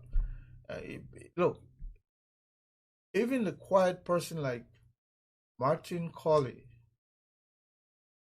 who not hurt a fly. If you can chase him, how much more if you see somebody who had a military experience and was commander of a defunct military organization, you surely will be shaken. Because a bunch of cowards are in government, so the cowards will be the first to throw stones, and that's what they're doing. Most of that chaotic people. You have to be able to be bold enough to look at some ideas that are bigger enough for you to increase the temperament and to reduce the temperament of Liberians who are extremely hungry, returning to bed on a daily basis, can't even fend for themselves. That should be a priority. Forget about Colonel Gray. Forget about me. But our country is so simple. And we have two shiners now as president and minister of this, minister of that. So it's going to even be worse. They're coming up with a budget. What is this? This is nothing. This is just like the gap in different expenditure government will spend. How much more revenue there? What's left?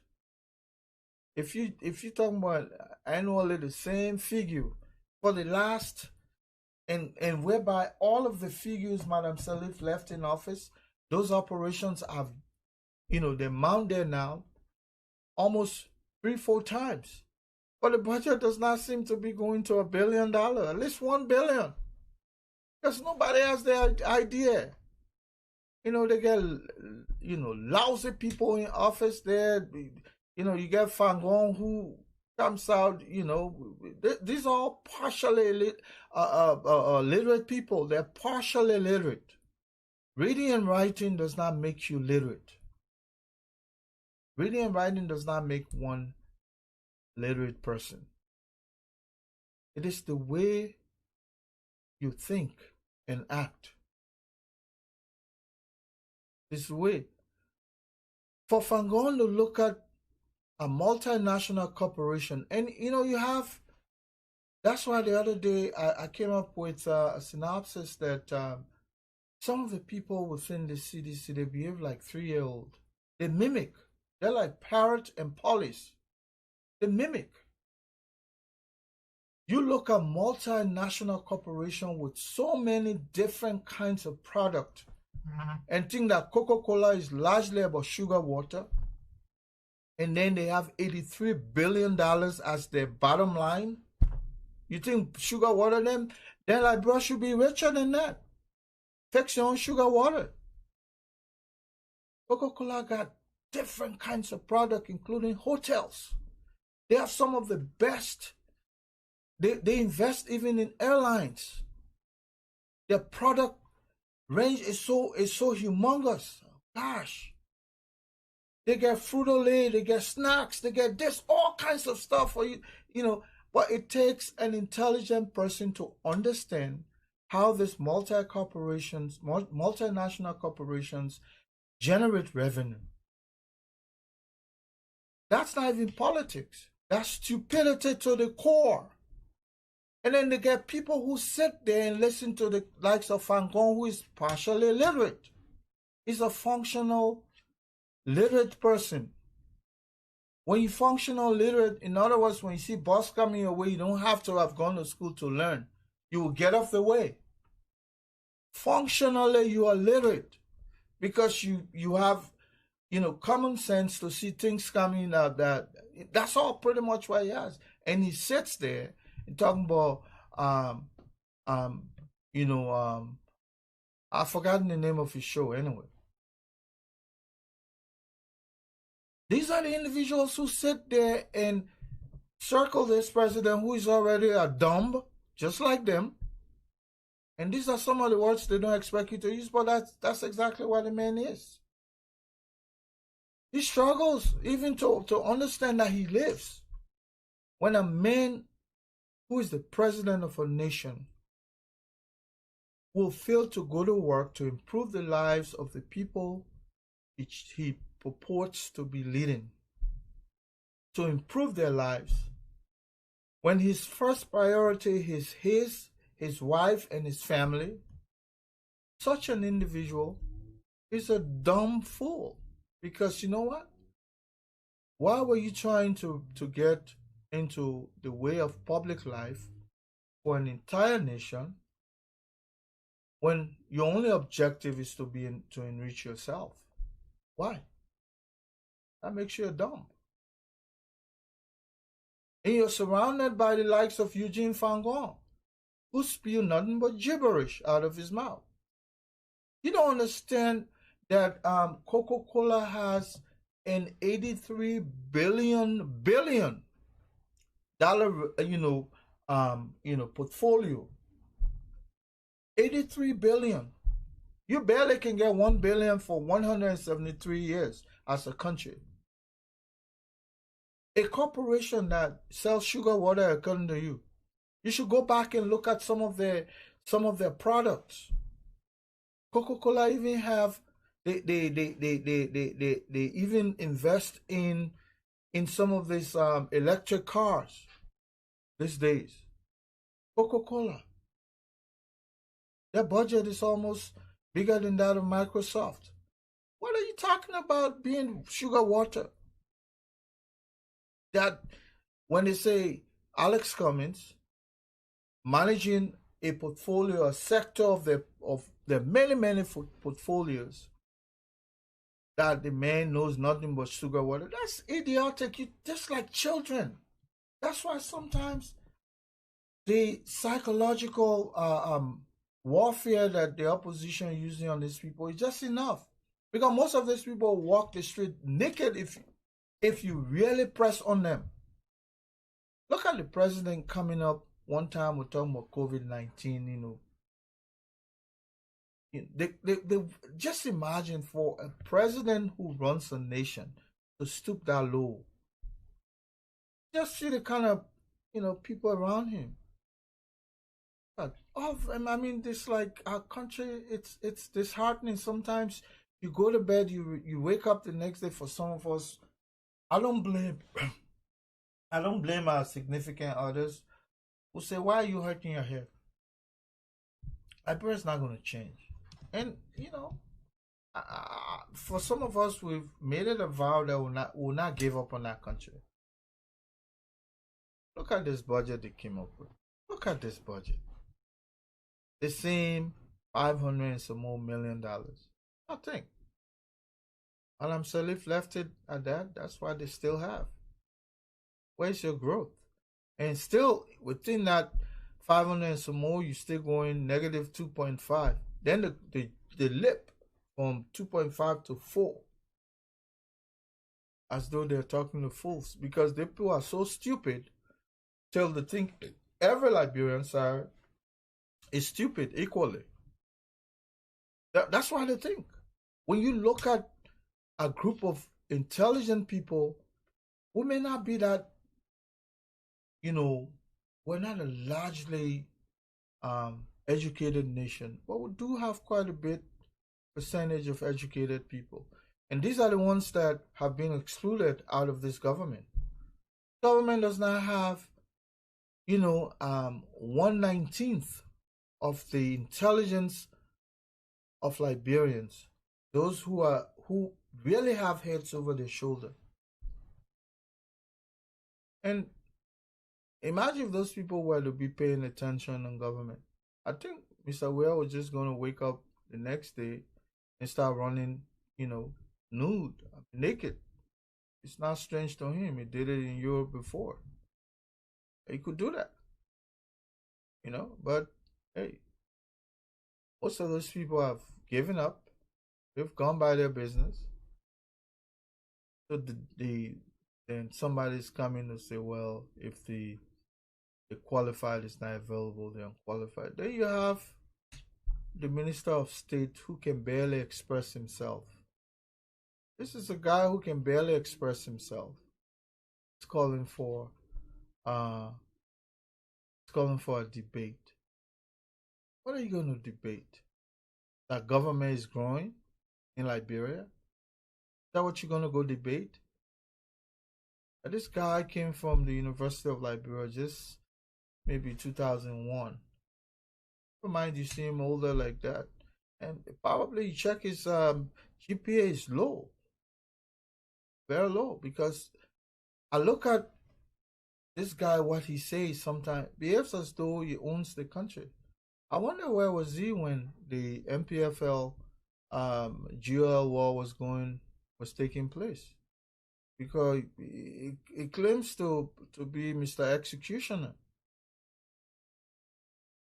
It claims to be Mr. Executioner, getting ex-combatants to go after people. There are so many allegations. That's why we need a war crimes court. A lot of things will come out. I wonder where he was. Now he has made noise quietly in his backyard. Now he's coming to the face of the camera. You want to debate Cummings, who were behind you guys to bring George Weah to a debate. You kept him as chairman of your party. You kept him away from deliberately. Now you want debate? You want someone to give you reverence now? When it matters for Liberians to hear what this guy had to share to make a difference in their lives, you kept him away. Now you beating your chest, scrambling all over. Who you want to debate? You barely can express yourself. You want to debate Alex Cummings? You know, anybody, if I were Alex Cummings, I will put you in a hall and school you about government. Well, all animals know where to clean up behind. You're doing that because they're all angry. That's why I said the psychological warfare is working. All of them are angry. How can you be in leadership of a nation, you stay angry at the citizens, and they've never left that campaign mode. That's why they're not focusing ahead of them. They're just looking backward. How can you be calling for a debate between you and a standard bearer of a party? Okay, you want that. You want that. If I were Alex, I will meet you at the University of Liberia. We'll establish that as a corridor of academia. Let's meet there and let's debate the issue. You think that is that what you're gonna go share there? You're zero man.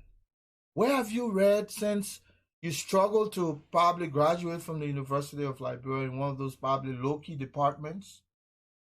You were there crumbling and crying that you guys would straighten up the country. When you get there, you got there, you're more corrupt than anybody. You think that our national money now has made you inflated, that you want to levy challenges everywhere. You want to debate? Invite Conor Gray to come and have a debate with you at the University of Liberia, or we can go to USAID. You say we can go to USIS. You can go to the USIS. Let's go and have a debate there. You barely know about government. Maggie barely knows anything about national government. That's why Mr. Weah is performing so dismally. Look at even the protocol part of our national presidency. They're missing their left and right. Even if you look at some of the etiquettes surrounding, treatment of guests, international guests, they're missing all of that. And these are all your functions. Do you even know that? You get a Fyneah Bondo, a girl who, some of those, somebody who has never been into any etiquette school. She doesn't know anything, just like you. That's why I say our country is just replete with bad luck. Bad luck, but I'll save some of this discussion for my next appearance here. Bad luck. You got Fyneah Bondo. I mean, no regards, no disrespect to her cultural name.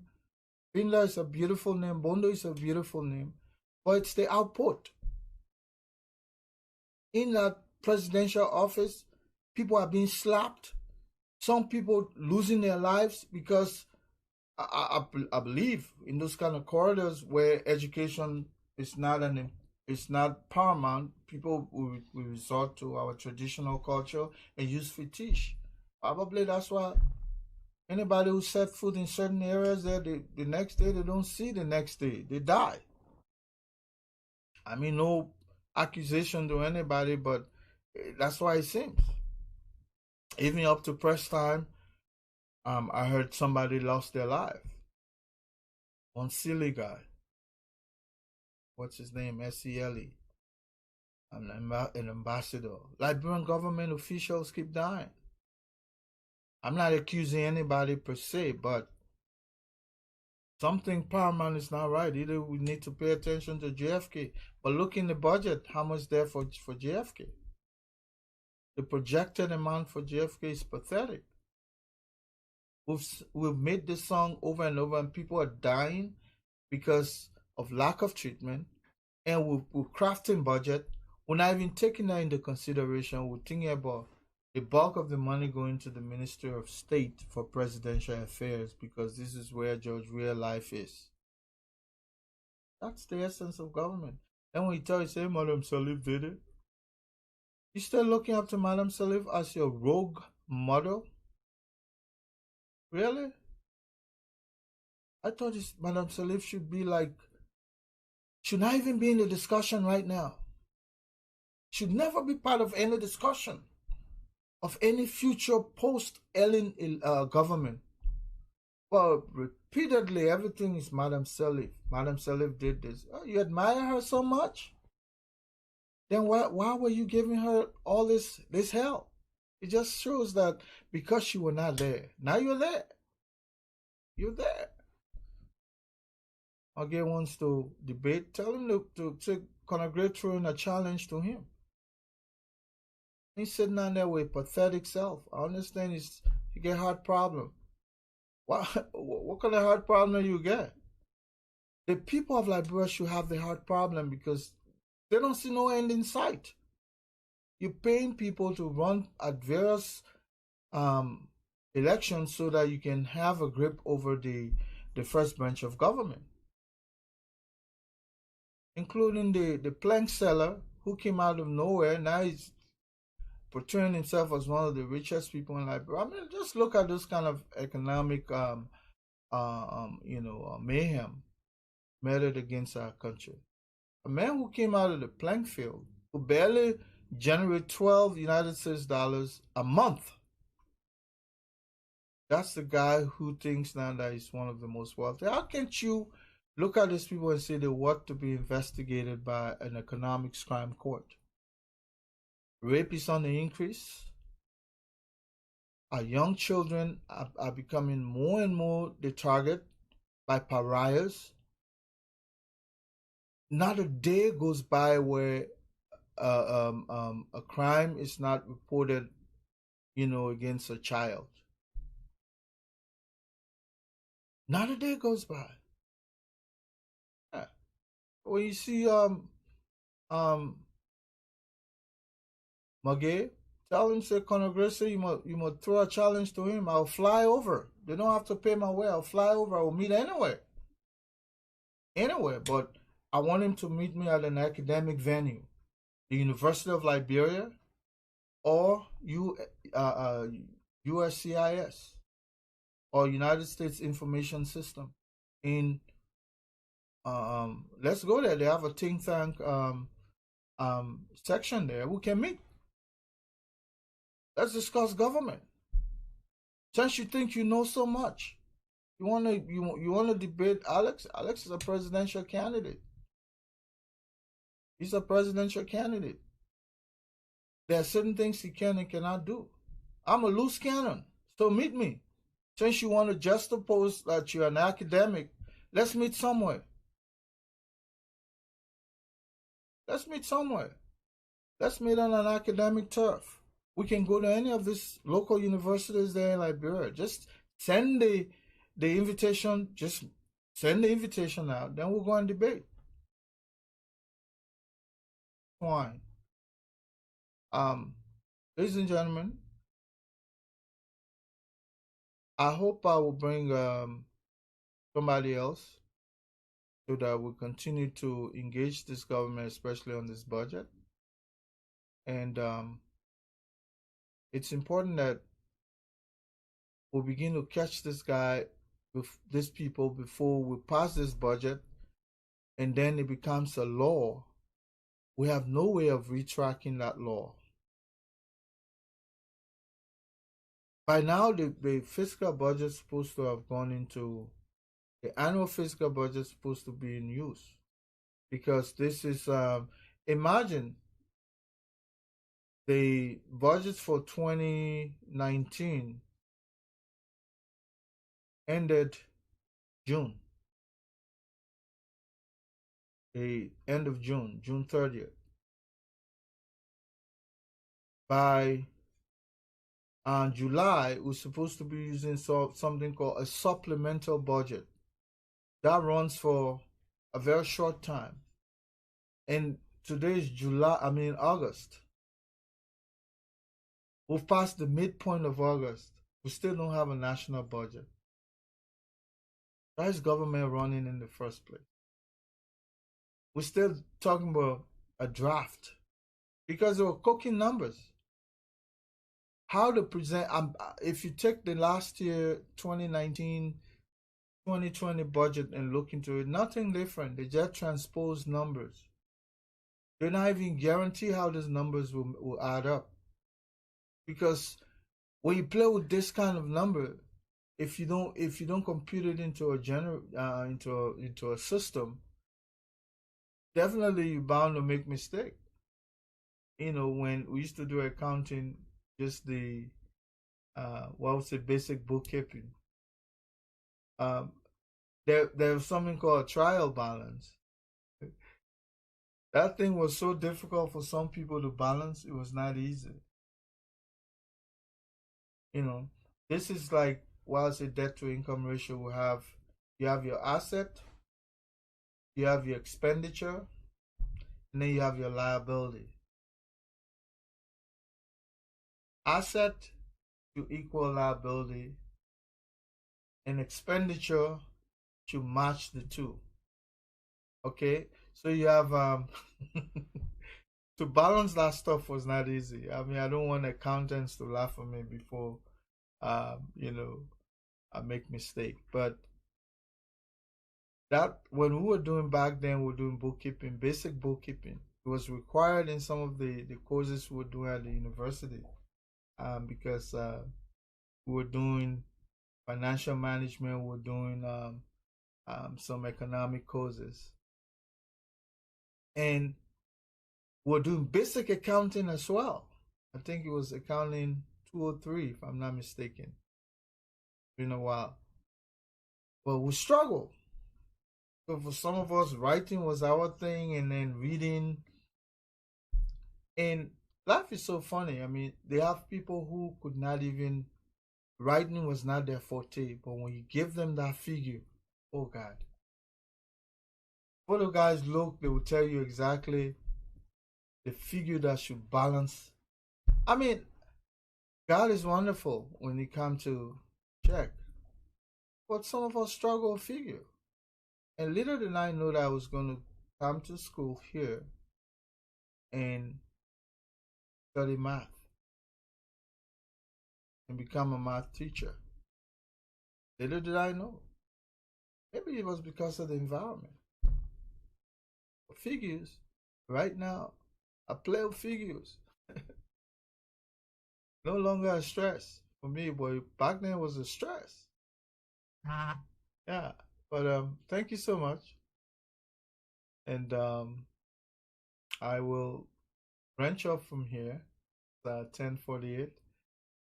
It's a pleasure being with you. And but yeah, say Conor Gray is sending a challenge to you, Mogay. Say if you want to debate, call Conor Gray, and let him set the pace so we can go there. Yeah, since the guy left college, probably 2001, I don't think he has gone back to school. Yes, yeah, I graduated way before him, maybe 6 years before him, maybe even 11 years before him. Bachelor's degree, but I've always put myself through school. But that's why the other guy was saying the president was referring to some of us who have not won any race. I said, but you call it the Lila doctor, the fake doctor, you call him Dr. Weir. And some of us who get some of those accolades, you call me Gray. That's okay. Yeah, the devil is in the details. I hope they'll reach this to even Eugene Fangon. Eugene Fangon. I hope those things will be I mean, they will be moderated, because some of those guys, they think when they talk too much, then they win. But in a regulated quarter, you make your point, I make my point, and I have the ability to rebut and correct you. You have the same opportunity. And let's see who is more sharp. Yeah, let's see. Conagray is much older, but I count for one or two things still. So if he wants to meet with a presidential candidate, Alex Cummings, I would have responded to the challenge. Alex, I'm not saying that he should avail himself for debate, but just so, since they're ready now to debate, because when we were crying for debate, I think they're doing this so that when they deny Mr. Weir tomorrow, to say, well, when Magee threw out that challenge for a debate with you, Mr. Cummings, you did not avail yourself. So Mr. Weir is now under obligation to watch it. Liberians, watch it. They will use that. They will come and say, oh, Magee. Those people are, all of them, they're trying to be smart. But when the stupid man is trying to be smart, you think way ahead of them before they even think that they're outsmarting you. That's why these people are doing. I see them, even while they're doing politics, they think they're smart. When a man who has no idea trying to copy from somebody, and all of them pretending to be smart, they're not. They're not. If these people are smart, our economy would not be still be talking about 500 and some more $1 million, and every night they will come out with shortfall. And then the other guys say, well, let's change the discussion from shortfall to surplus. You have 500 and some more $1 million. You say there's a surplus in there, and then your debt is almost $4 billion. That's why I say they think Liberians in general are stupid. That's it. So he has thrown a challenge now to Mr. Cummings, hoping that Cummings will not pick him up. Then when time comes, when they're dodging with their men again, they'll say, well, when we were ready to debate, did he show it, did he show up? The same friskiness Square carry to Boyman family, Dr. Boyman family. Same friskiness. Understand, he was dragged like a hog in the pen. Was dragged to the slaughterhouse, and he was slaughtered there by Dr. Boyman family. Since then, he went in the shell. Talk is still in. That's why academic prowess does to it for any individual. That Magee running around there, you drag him to the slaughterhouse, direct him towards the slaughterhouse, and slaughter him there so that his tail can go in his behind. Son of a wine. Have a good night.